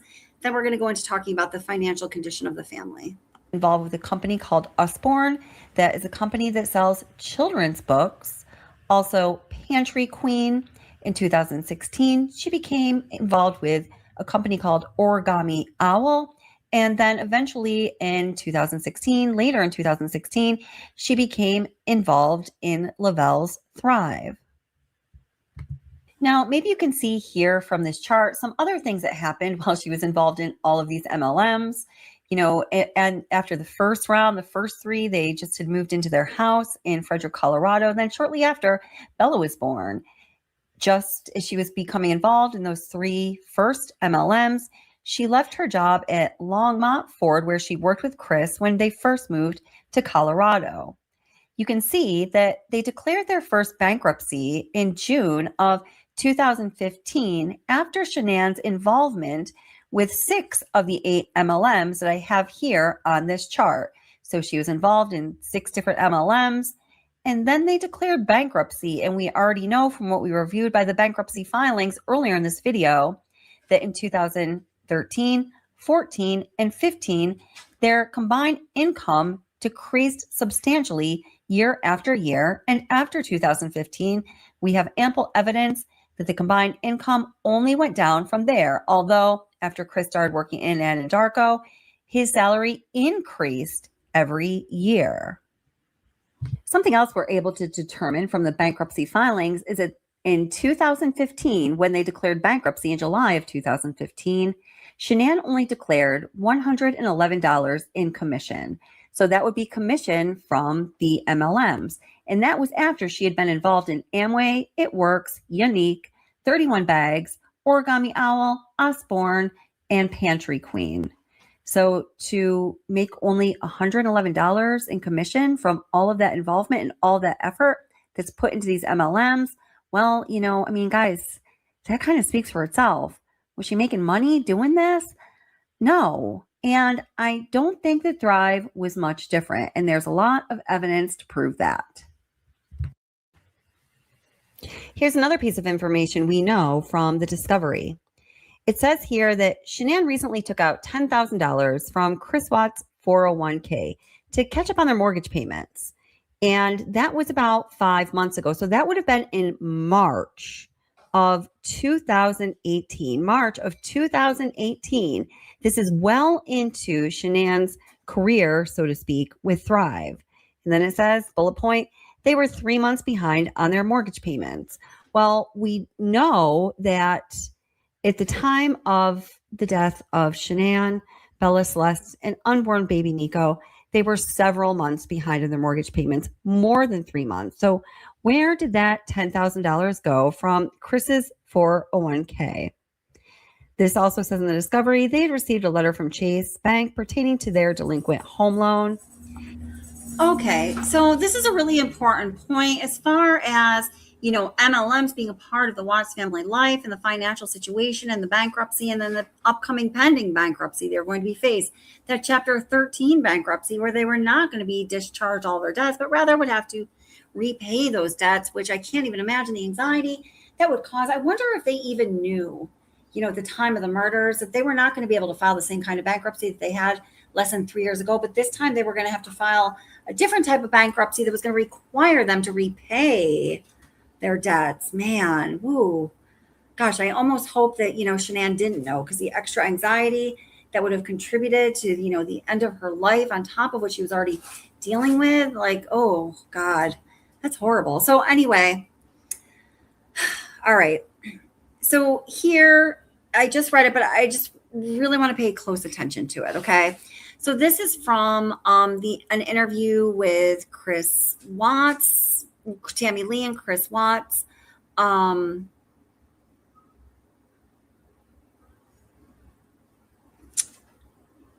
While he was at the Frederick Police Department, correct? I just want to make sure I was right about that. Yes, that's right. So Chris tells Tammy Lee that he and Shanann filed for bankruptcy 2 years ago. Chris didn't recall how much the discharge during the bankruptcy was. They discharged, well, first of all, they were able to keep their home and their cars. Oh, I have the discharge amount here, but they discharged a shitload of debt, like a lot. Chris says he knew that the kids returned to school, that they would be living paycheck to paycheck. Chris tells Tammy Lee that Shanann recently took out a $10,000 loan, $10,000 from his 401k. Now, many of you know, or maybe you don't, when you take out money from your 401k, there's all kinds of tax implications. This is not in your favor. You have to pay major taxes on it. I had to take out money from I don't know, it was for something, I can't remember one time, and I didn't realize the implications. And when it hit me and how much it actually cost me, I was like, oh my God, I will never do that again. That was so stupid. But, it's not good, right? So Shanann, he says, recently took out $10,000 from his 401k and to catch up on their mortgage payments. Chris believed the loan against his 401k was taken out about 5 months ago. Okay. So that would have been what, like December-ish? No, that would have been like February-ish, March-ish, something like that. Chris says that they were 3 months behind on their mortgage payments. Well, that's interesting because he just said that Shanann, about 5 months ago, took $10,000 out of his 401k to catch up on the mortgage payments. Their mortgage is $2,700 a month. So that $10,000 loan would have covered just under 4 months of mortgage payments. But then he says they were still 3 months behind on their mortgage. It was about to turn to 4 months. So the question then is, where did that $10,000 that he says Shanann took out of his 401k go? And I don't know this for sure. There's not a paper trail verifying this, but I can promise you where it went was into Thrive. Because remember, if Shanann didn't make those certain goals every month, she wouldn't receive her car bonus. She wouldn't stay at the level that she was currently at, which would mean that there would be a decrease in the money that she was making, which was peanuts. There would be a decrease in her status and the attention she was getting from Thrive and the people around her. And I think that all these things were important to Shanann. And you know what? They're important to everybody, in some way. But I think that these are things like the admiration, the prestige. I think these are things that Shanann was looking for her whole life that she didn't feel like she was getting from her family and other sources. And it's one of the reasons why she stayed in the MLMs, because if she could feign success until she actually hopefully had it, she was going to be fulfilled in those ways where she hadn't been fulfilled before. And this was a big deal to her. So in order to maintain receiving that car bonus, in order to maintain staying at the level she was at, in order to maintain the prestige and attention and notoriety that she was receiving in her organization, the way the commission structure works, and again, I go over that in the video, you have to bring basically a certain amount of dollars in. And if, and to some extent, if you're bringing the money in, like you're buying your own stuff and the money's getting into your account that way, your Thrive account that way, or if you're actually selling to other people, it doesn't matter. So I think when sales were down, when the people under her weren't, doing so good, weren't selling so much, or maybe they dropped out or they just weren't really active, she was buying her way to her own, status and level of achievement within her company. I feel very sure about that. It's something a lot of people do. When I was involved in MLM, there were instances where I had to do that as well. And, I don't, it's not like, I'm not aware that it's because, I want this prestige or whatever, but it was like, when I worked out the numbers, it was financially better for me to pay my own money into my sales, basically fake sales, and get whatever the, bonus and commission structure was that way, than to not do that and go down a level in the bonus and commission structure. Does that make sense? So Chris says that he currently owes a mortgage payment for August, which is due tomorrow. That was going to be their 4th month of being behind. He says he currently has $200 in Chase checking and approximately $1,500 in another checking account, but really that wasn't even true. There was almost nothing in those accounts. And he says that their credit cards are maxed out and Shanann had only been making minimum payments. He and Shanann were stressed about their financial situation. Of course they were. Here it says that Chris has less than $2,000 in his Chase checking account, approximately $1,500 in their USAA checking account. But we know that that is not even true. They literally, at the time of the deaths, did not have a penny to their name. So going back to the question, where did that $10,000 go that Shanann took from Chris's 401k? Well, I have a pretty good idea where that went. And it may have been right back into Lavelle. Shanann was selling the product Thrive. Let me explain. I feel like Lavelle makes it easy for us, and with all of the, the way that we can put together samples, to send out to customers with brochures. You just order everything right in the gear store, business cards. The only thing that extra that I order is I like these little bags I get from Amazon, and I have little labels that I put on everything that have my name and my website. It's nice. These have definitely been nice. I feel like they have added more of a professional touch, like they came straight from Lavelle. Like I didn't put them together. So I like using these. I prefer using these just because sometimes I have, plus line products that someone may say they want to try.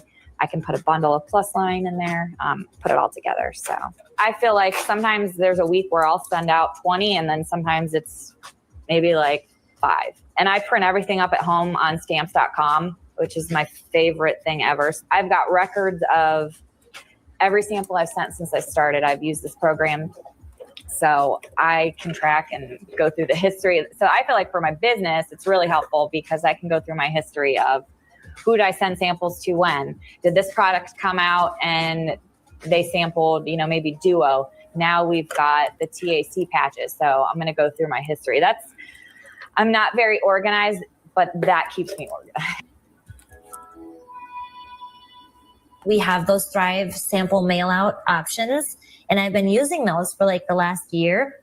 I went back into my history of all the samples I have sent out one day, and I just blew up Megan's Messenger. I connected every single person that I had sampled in the last year to Megan in a 3-way message thread. And I just said, hey, I'm so sorry it's taken me this long to get back to you. I'm just coming around and following up to everybody that has sampled Thrive with me.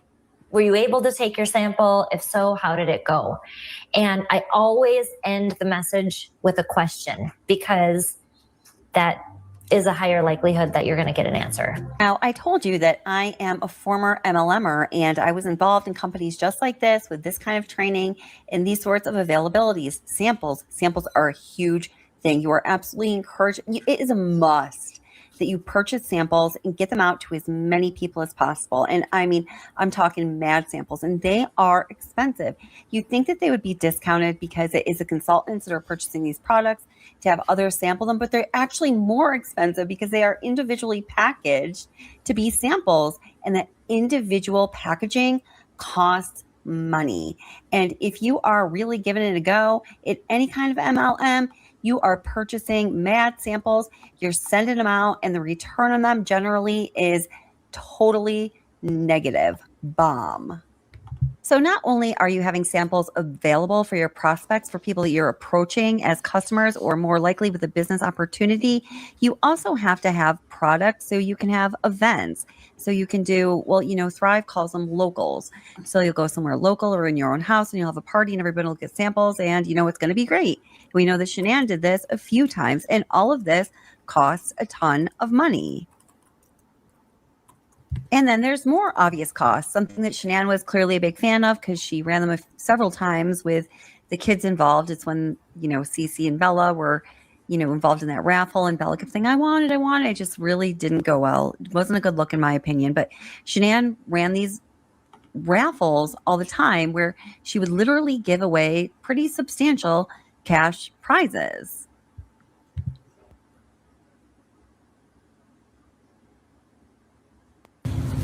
Hi guys, so we're doing the $600 drawing tonight for the 4K by the 25th. Everyone who reached 4K is getting their name into the drawing.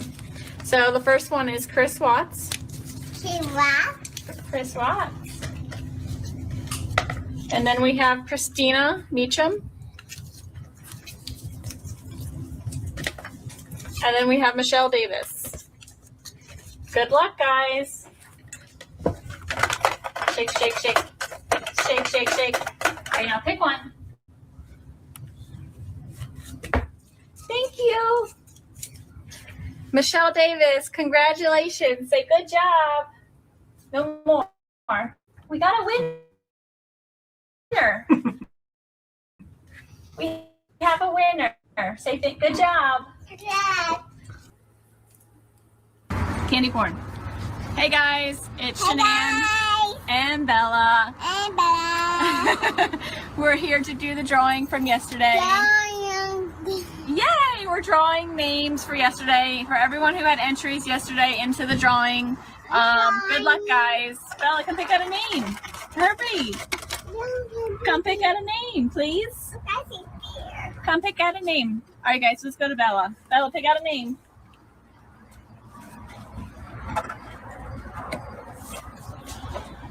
Oh, just one. Which one do you want to put back? That one? Okay. Who could it be? Who is it? Who's going to be the lucky winner? Who is it? Well, hurry. I'm losing my patience here. Oh my goodness! Woo! Say it. Minaj. All right, guys. Our winner is Christina. Congratulations, Christina.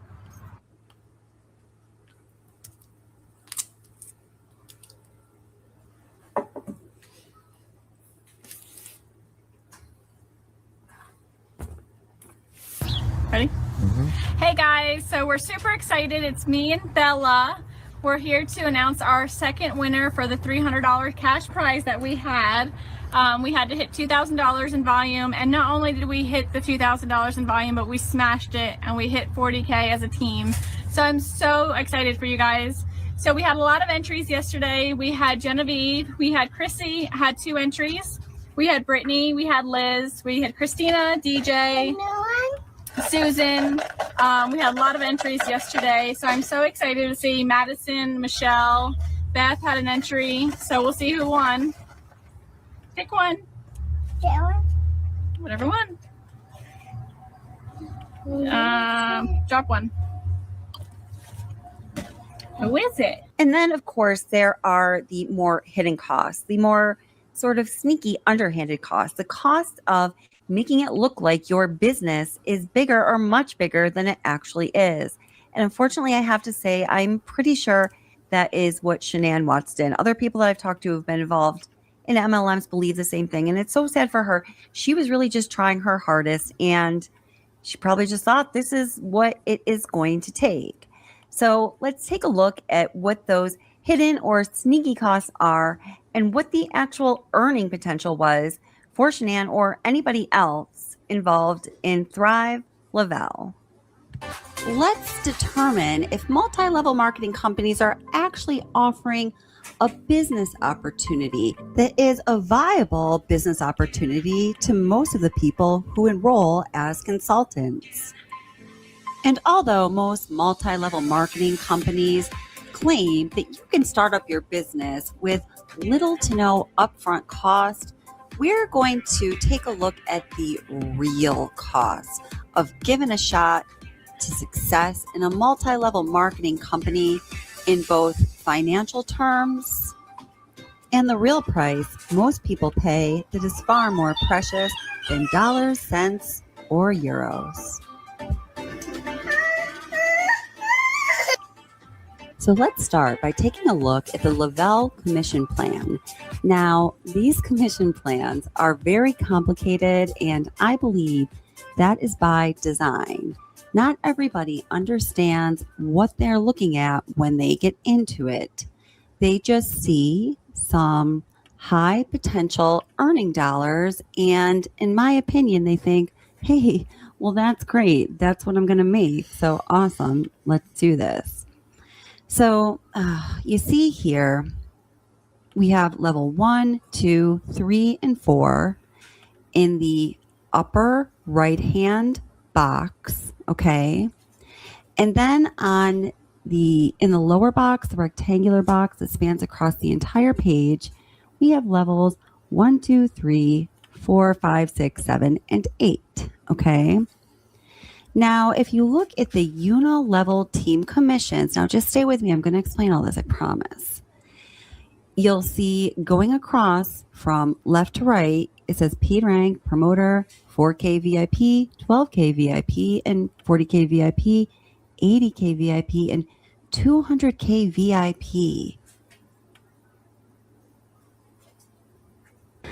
So you see, as you go from promoter to the 200K VIP, you're basically selling more volume. So when you see PV, that stands for personal volume. That's the volume of product that supposedly you're supposed to purchase to remain at that level. So it says 100 PV across the board. So each month, Lavelle wants you to spend $100 personally on yourself. Guys, no. I assure you that never happens, especially as people get up into the higher levels, okay? Then you're going to see QV. What that stands for is quality volume or quantitative volume. I've seen it two different ways depending on the MLM that you're talking about. So what that means is the total volume that you yourself and your team brings in monthly. Let's look at the 12K VIP column because that's when people start getting that sought after car bonus. So what the car bonus is, first of all, is it's $300 cash. So are you guys all with me here? Are you guys all understanding this? I'm just going to go through this and then, hey, SBCN Edits 4, I'm going to share your channel link in chat. And then Chicken Lady, I just made a little presentation about your GOAT fundraiser, and then I'm going to do that. And I'm also going to post a community link. So stay tuned for all that. So SBCN Edits, I just want to make sure it's okay that I post a link to your channel in chat. SBCN Edits has a channel that has videos. I think they're mostly shorts of in honor of Bella and Celeste. They're so super cute. And she's here in chat. She, right? I'm not sure, but I'm assuming you're a she. So yeah, so I just want to make sure it's okay with you. So I'm going to put, I'm sure it is. I'm going to post in chat. So go check it out. Understand. And I just read Jessica saying, yes, I understand. Go check it out and subscribe, check out the videos she has. They're super cute. I love them. And then, I'm just going to keep playing this so we don't break it up too much. And then I'm going to do, Chicken Lady, talk about Chicken Lady's GOAT. Or $800 directly towards a lease per month.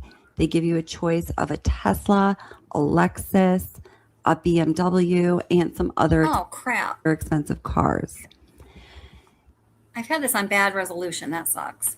Now, guys, the thing is, you have to stay at this level of selling each month to maintain your status within the company and also to maintain your car bonus.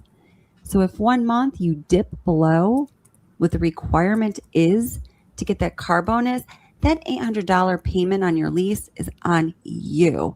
No help from Lavelle whatsoever, okay? So as we're looking at that 12K VIP level, we see it says 100 PV. So you're supposed to sell $100 yours or purchase $100 of products yourself. $100 personal volume. Then it says 12,000 QV, and underneath that it says 7,200 QV.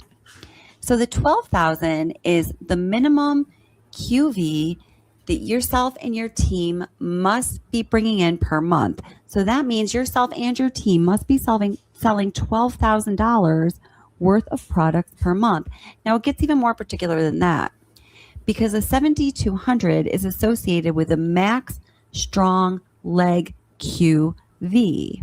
So what that means is you cannot sell all of your products through one strong leg. So picture, the pyramid scheme where there's the triangle, you're at the top ostensibly, and there's people beneath you, and then more people beneath the row that's beneath you, and more people beneath the row that's beneath them.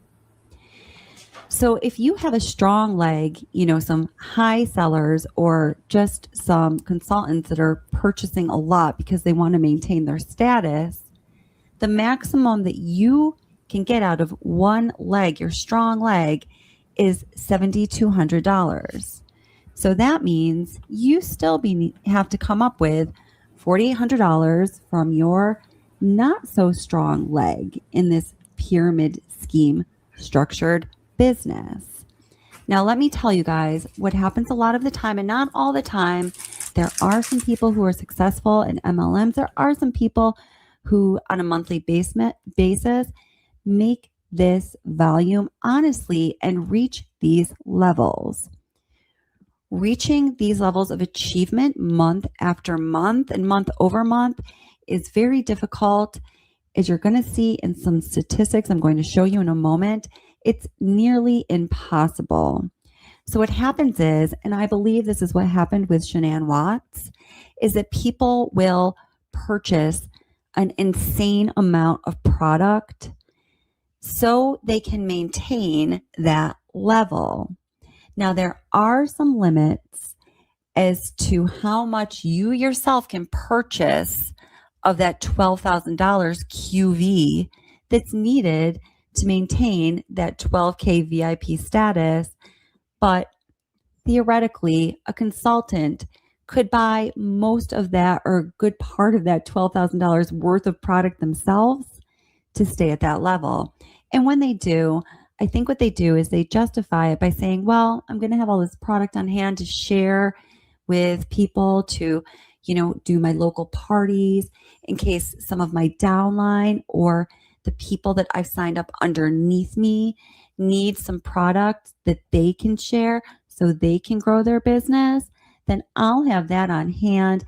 And it's going to be good for the growth of my business to have all of this product on hand. So I'm going to go ahead and buy it.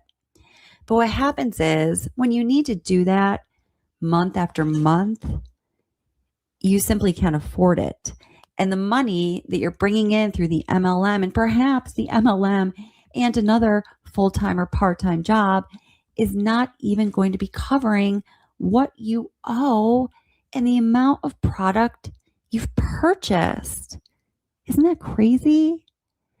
Now let's take a look at the 200,000K VIP level, because that's where Shanann Watts was supposed.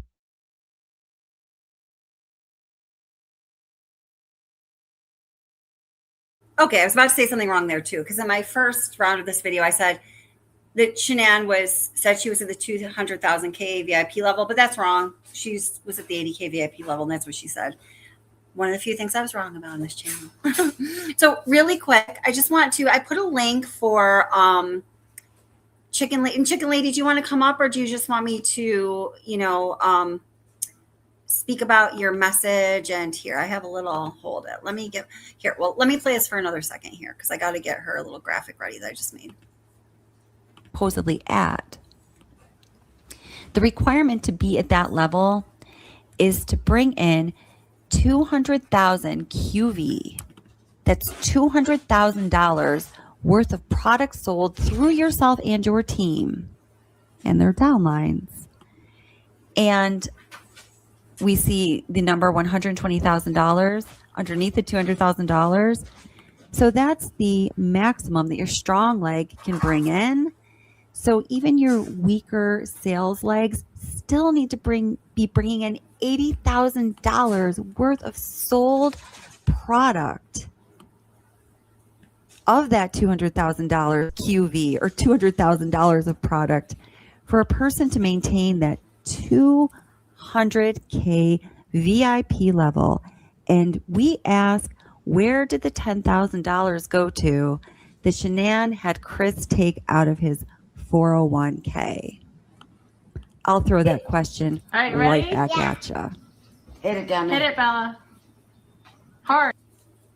Right. So as I already said, it is my very strong belief that that $10,000, and there is evidence that loan was taken out. Somebody asked that question. I'm sorry. I can't remember who it was. I think I pinned it for a minute, but there is evidence that loan was actually taken out. There is evidence in forms of financial documents.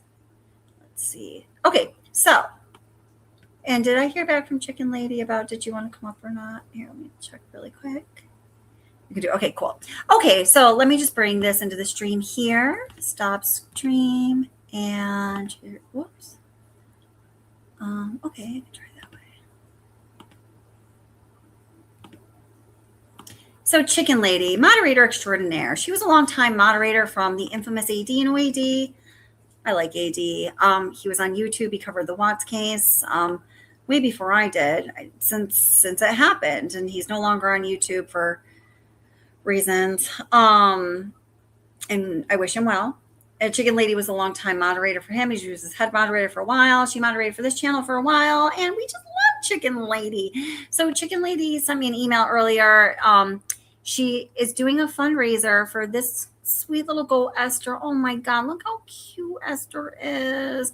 She says, I have a baby goat that's having to have a very scary and expensive surgery. I have all the documentation and quotes on my community page. And I can vouch for Chicken Lady, guys. She's a good person. She's an honest person. This is legitimate. I promise you. I've been reaching out to creators to see if they'll share the fundraiser link for me. I'd be glad to send you the documentation as well. You know how these YouTube streets are. So, the documentation exists. So that is Esther, and she has to have a very scary and expensive surgery. I know how that is. I own a lot of animals too, and it's just so hard when that has to happen. I will make a donation later for sure, Chicken Lady. And here's the link.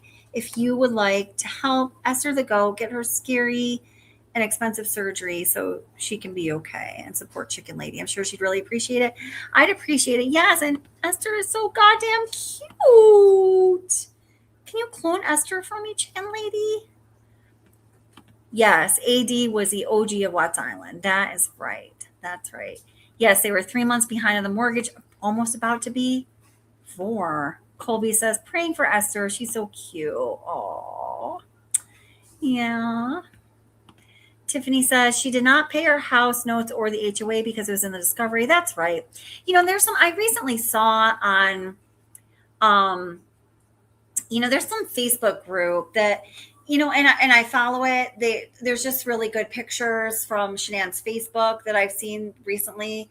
I'm not going to say the name of it. I actually can't remember it right now, but, and then there's also some, pro Shanann stuff posted there, which is great. That's awesome. We're pro Shanann, but sometimes it's pro Shanann in a way that isn't accurate though. And in this Facebook group, they were saying like, people are making a big deal about these HOA fees, like saying that Shanann didn't pay them and was just pocketing them. But did you know those HOA fees were $720 a month?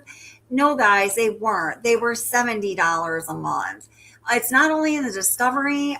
You can find it. Their house was in the development. I was able to look up the house or other houses in the development, and the HOA fees are very public. They're $70 a month. Shanann didn't pay them for over a year. Apparently, she told Chris that she was sending the check in to the wrong address. And then when, Dave Baumhover, Graham Coder, and Tammy Lee were interviewing Chris when he was in prison, Dave Baumhover says, well, what happened to the money from the checks that never got cashed then? And Chris was like, what? Because he's a dumbass, and it was just beyond him.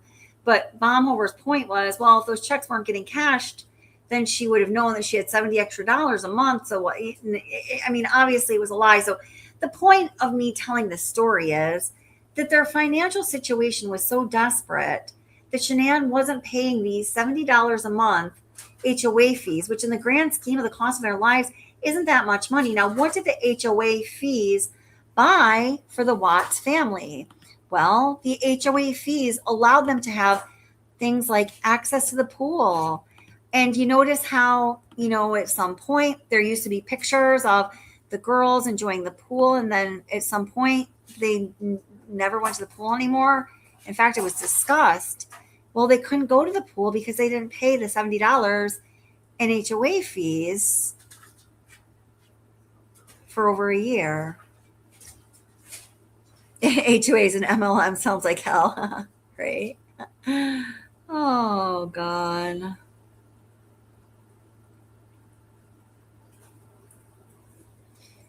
Right.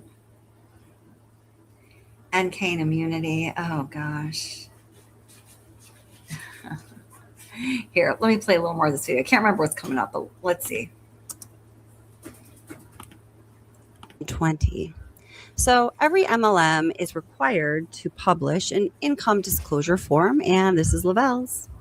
So you'll see the top level is promoter, or at the top of the chart, the top row, it says promoter. Going down, it says 4K VIP, 12K VIP, 40K VIP, 80K VIP, and 200K VIP. So as you go down in the rows, you're going up, in the levels of success, potential success in Lavelle.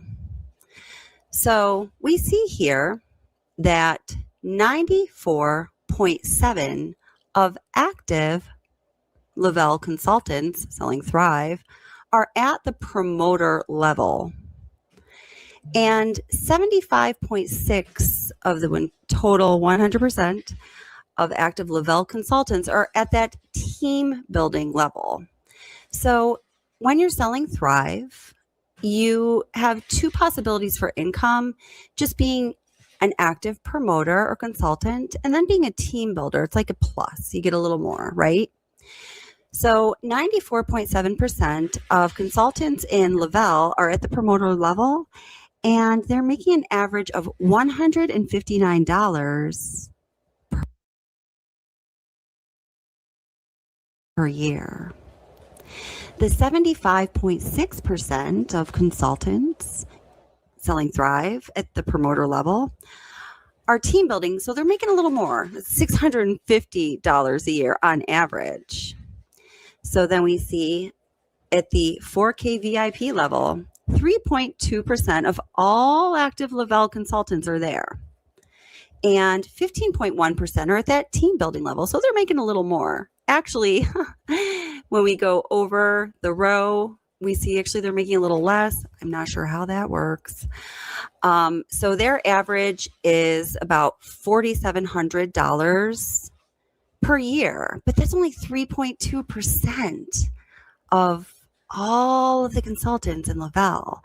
So going up to that 12K VIP level, that's the level where you get the car bonus on a month by month basis. So you have to maintain this level every month. So 12K VIP, remember, means that you're selling $12,000 of product, you and your team are, and your strongest leg can only sell so much. Why you want to make this work? I'm not selling the product.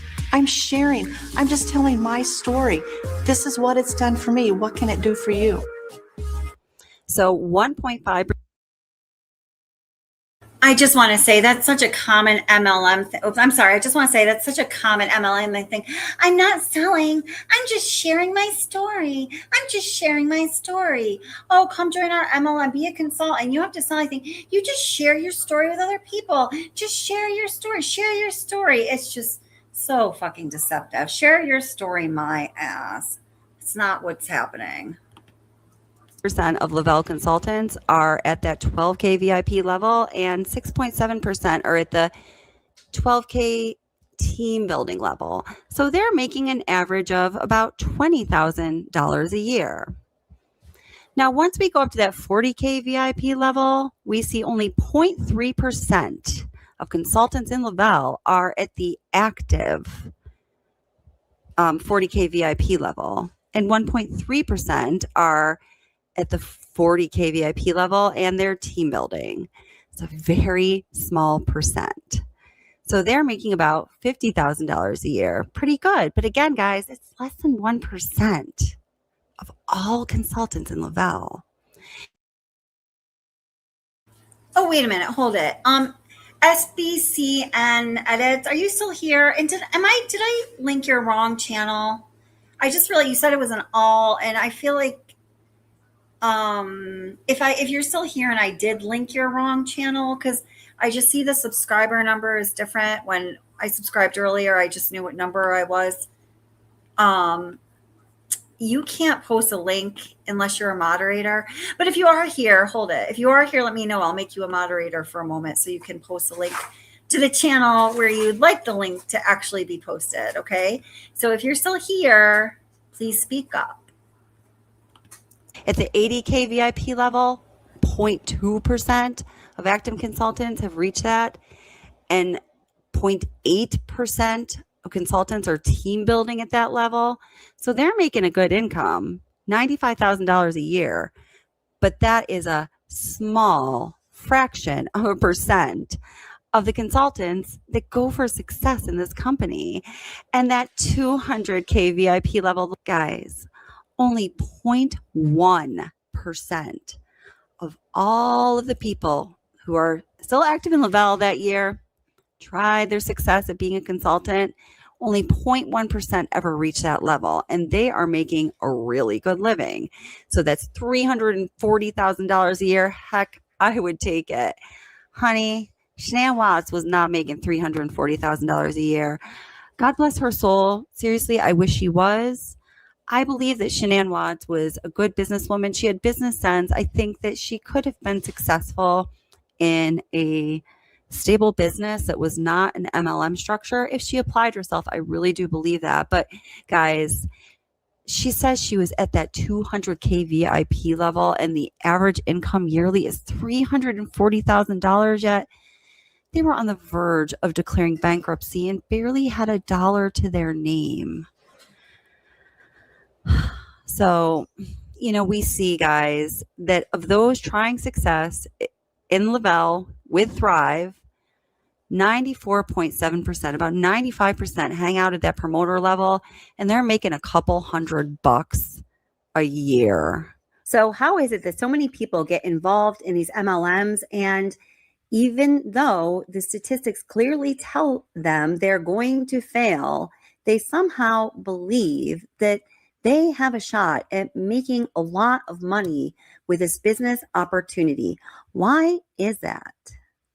Well, it all really started with Amway and their magical thinking, their culture that told people if they think about positive things will happen.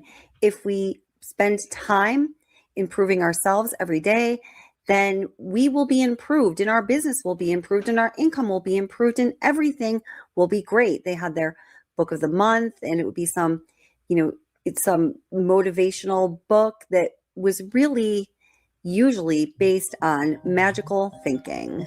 I'm going to play an excerpt from the channel The Recovering Hunbot, who has done a ton of research. Well, she had her own experience as a multi-level marketing consultant, and her company was Beachbody. And she has a channel now that is an anti-MLM channel. She does some true crime, and she talks extensively about Shanann Watts' experience in MLMs. I would definitely recommend her channel. So take a listen to what she has to say.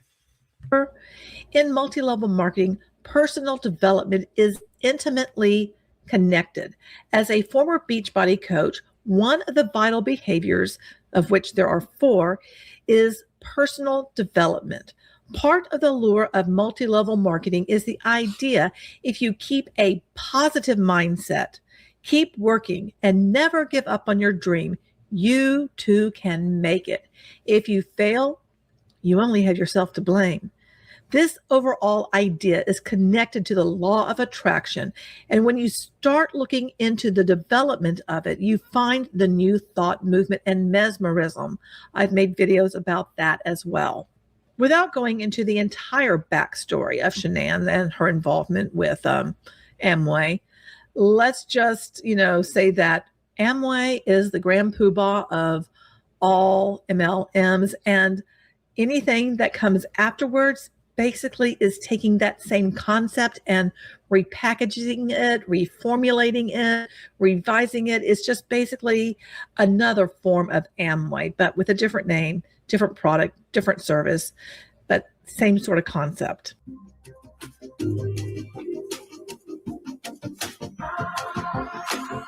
On the vision board, I'm a big believer in vision boards. In fact, I just took one thing off my vision board today, which was this. See, it happened. Okay, so I feel so sorry for the man that's married to this woman now. I just want to say, what I'm playing right here, these like motivational speakers, they're all Thrive Lavelle millionaires. And I took this straight from the Thrive website. This is their motivational and training material. So on here are some quotes that I like about everyday courage. And it's exciting to think that some of our best moments haven't even happened, because I do believe that. I think the goal is to never peak, never ever peak. With God, all things are possible. And then this note from Megan, who is my sponsor, And then she actually took this picture of me. This is her Millionaire Award. And she took this picture. She handed it to me that day, took this picture of me, and she sent this to me and said, put this on your vision board. As many of you know, Shanann had her vision board, and she had Bella make a vision board. I want to buy this. You want a laptop? Okay.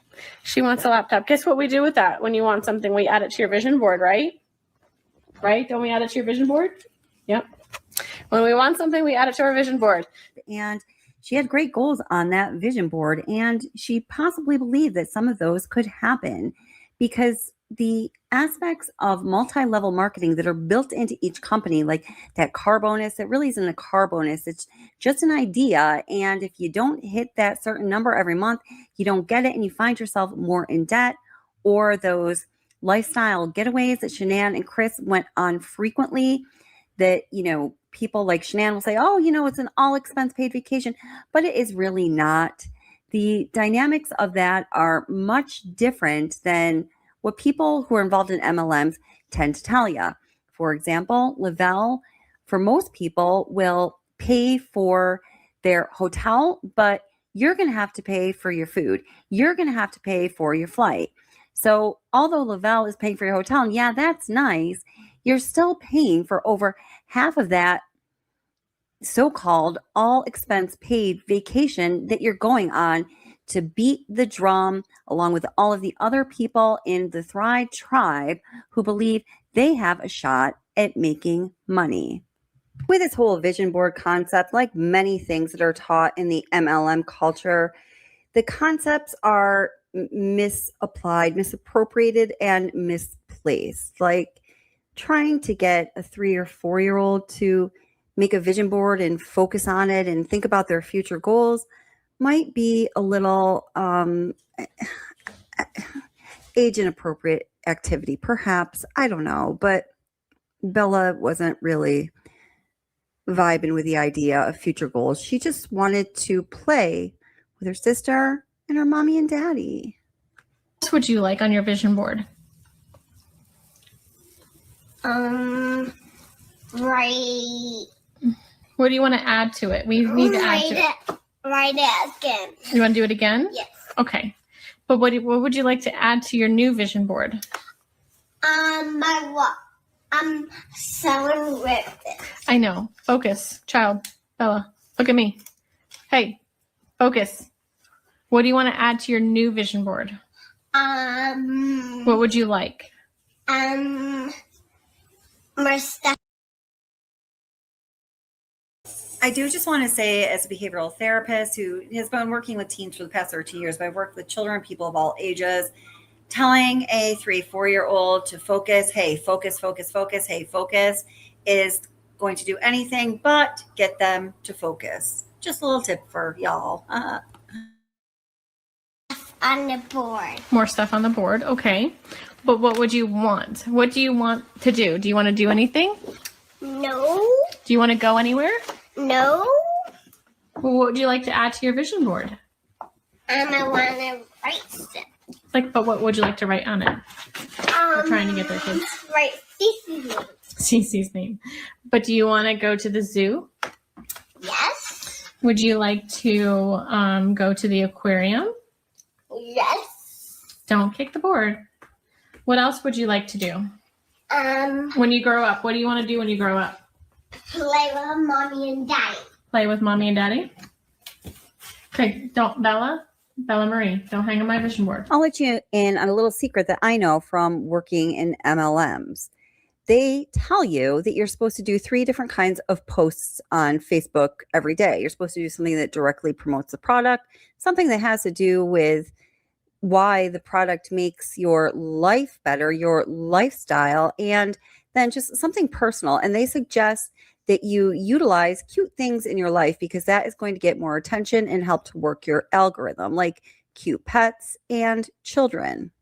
And I'm certainly not singling out Shanann Watts. She is not alone in this, but you know, there are so many instances that we can see on Shanann's Facebook video posts when the children are involved where for the kids, it really would have been much better if they were left out of it or if that time were just spent focusing on being with them, being present with them, and doing what they want to do rather than having them act a certain way for the camera. Because let's face it, you can't make 2, 3, and 4-year-olds act a certain way for the camera, but damn, people certainly can try. Hey guys. What, baby?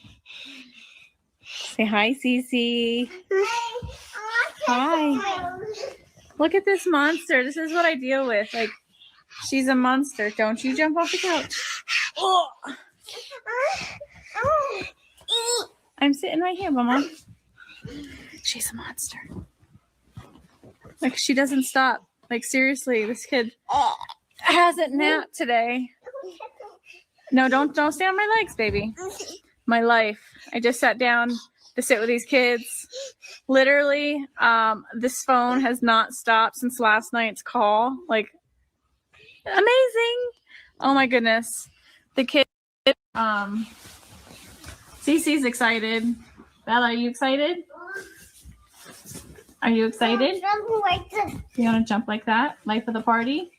I'm putting phone right there. No, I'm putting it right here. Put it right here. Okay, well, it's right here. Are you going to try to jump on me? Yes. Yes? And put right there. Phone. Okay, phone's right there. Okay. The monster. She doesn't stop. Hi, Brittany. Hi, Amy. Hi, Christina. Oh my gosh. You guys have been keeping me so incredible. Hey, don't sit on your sister, please. I want her. Okay. Cece, stand up. Incredibly busy and truly. Whoa. You know, if you have, oh my God, that kid's climbing up the stairs. If you guys have,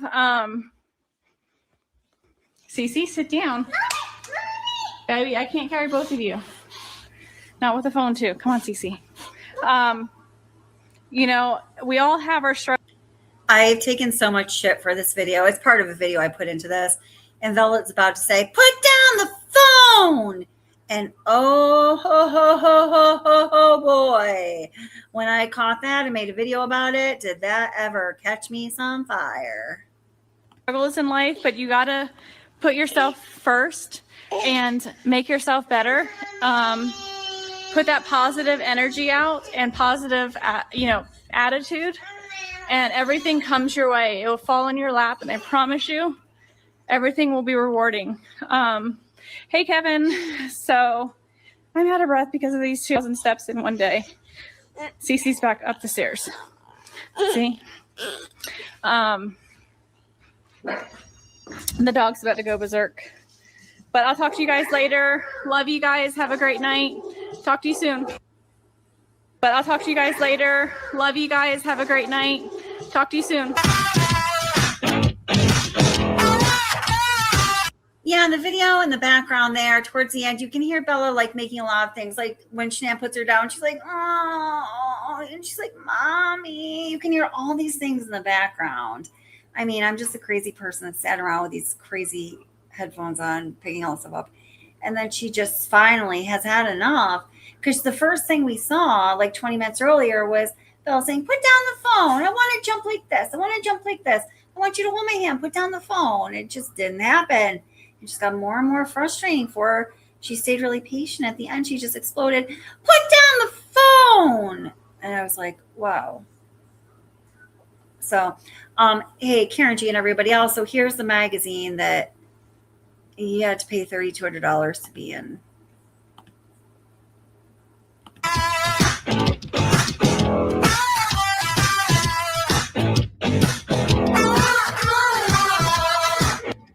You may remember, maybe you don't know, that Shanann Watts was featured in Thrive's featured magazine called Strive in May of 2018. So that's just about 3 months before the family annihilation of Chris Watts' family. In that magazine, there were lovely pictures of Shanann and her family together, as you can see right here. But I don't know if the girls...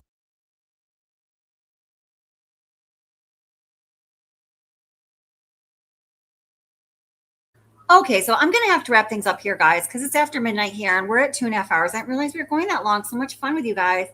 But when my streams are over 2.5 hours, that's when they don't get rewatched. And although I do live streams really for the live discussion and you guys right here and all of you watching the replay, I love you too. If you've made it this far, you're amazing. But I also have to run a channel.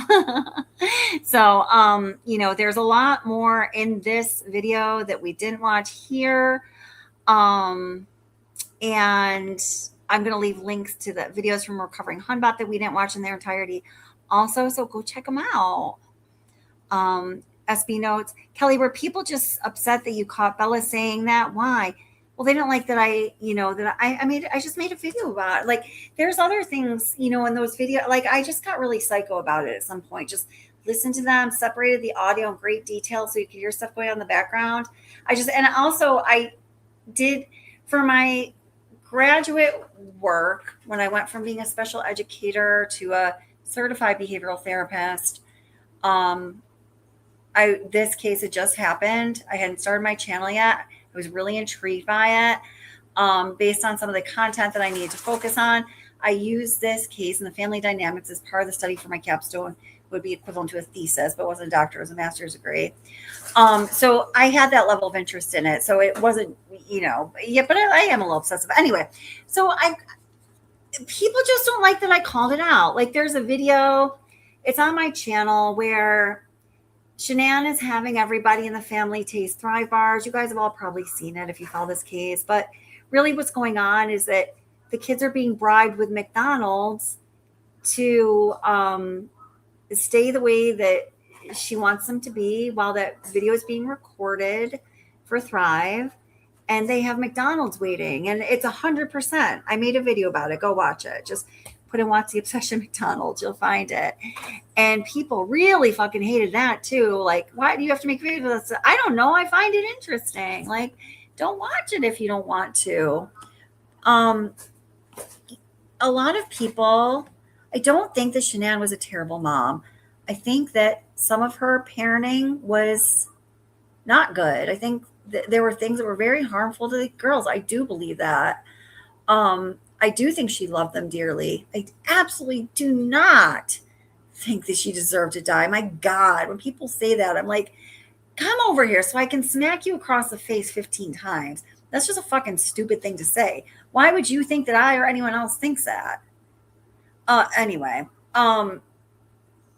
but there are people that don't like, the family dynamics in this case being discussed for what they are. But like I said earlier, I truly believe that if Shanann can see what we're doing here on Earth, she'd be happy that her life's legacy and the history of her life is she actually lived it, not as people want her history to be rewritten, is valuable to people and is helping people in their own lives. I truly, from the bottom of my heart, believe that.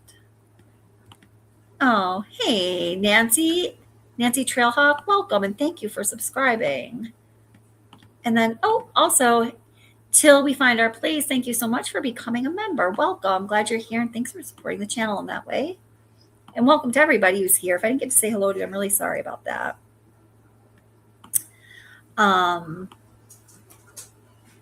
Yeah.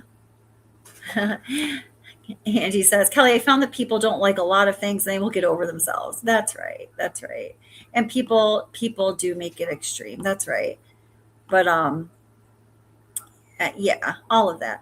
My next live, Colby says, the next scheduled live, what is it, Monday right now? Oh, so this coming Saturday, we have an oil field expert coming on to explain all things that we don't understand, Survey 319.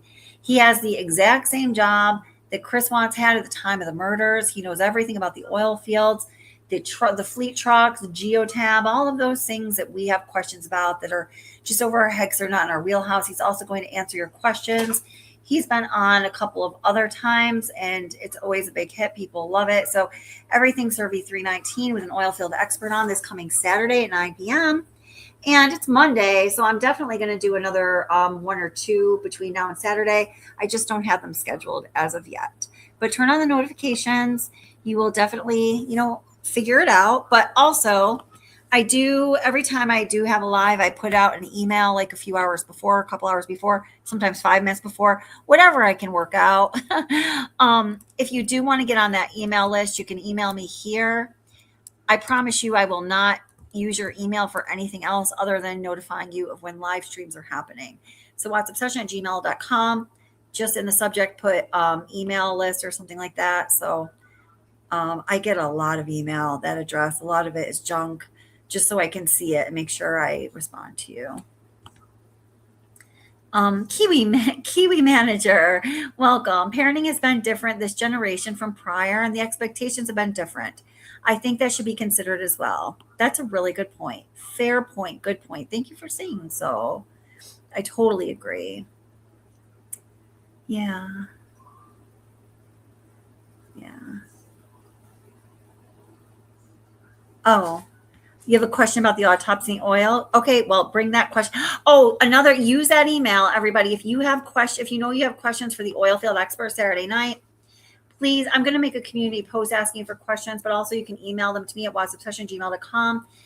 We had like 4 hours of questions last time. It got exhausting. And, he also just said if he knows what the questions are ahead of time, he can give the most thoughtful answer. Some of the questions are really, truly intricate. If he's not 100% sure, he can research it ahead of time or whatever.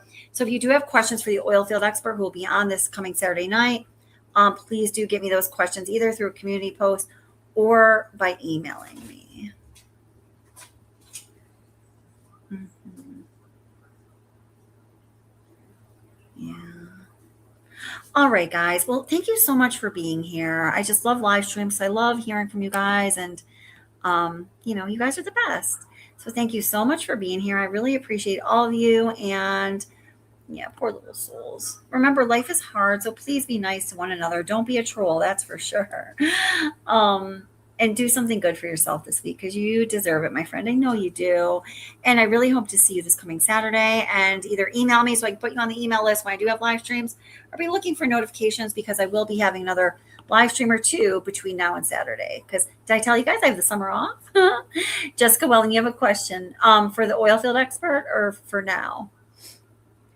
If you have a question for the oil field expert, try to email me at whatsobsession@gmail.com. But actually, I'm going to make a community post right after this asking for questions.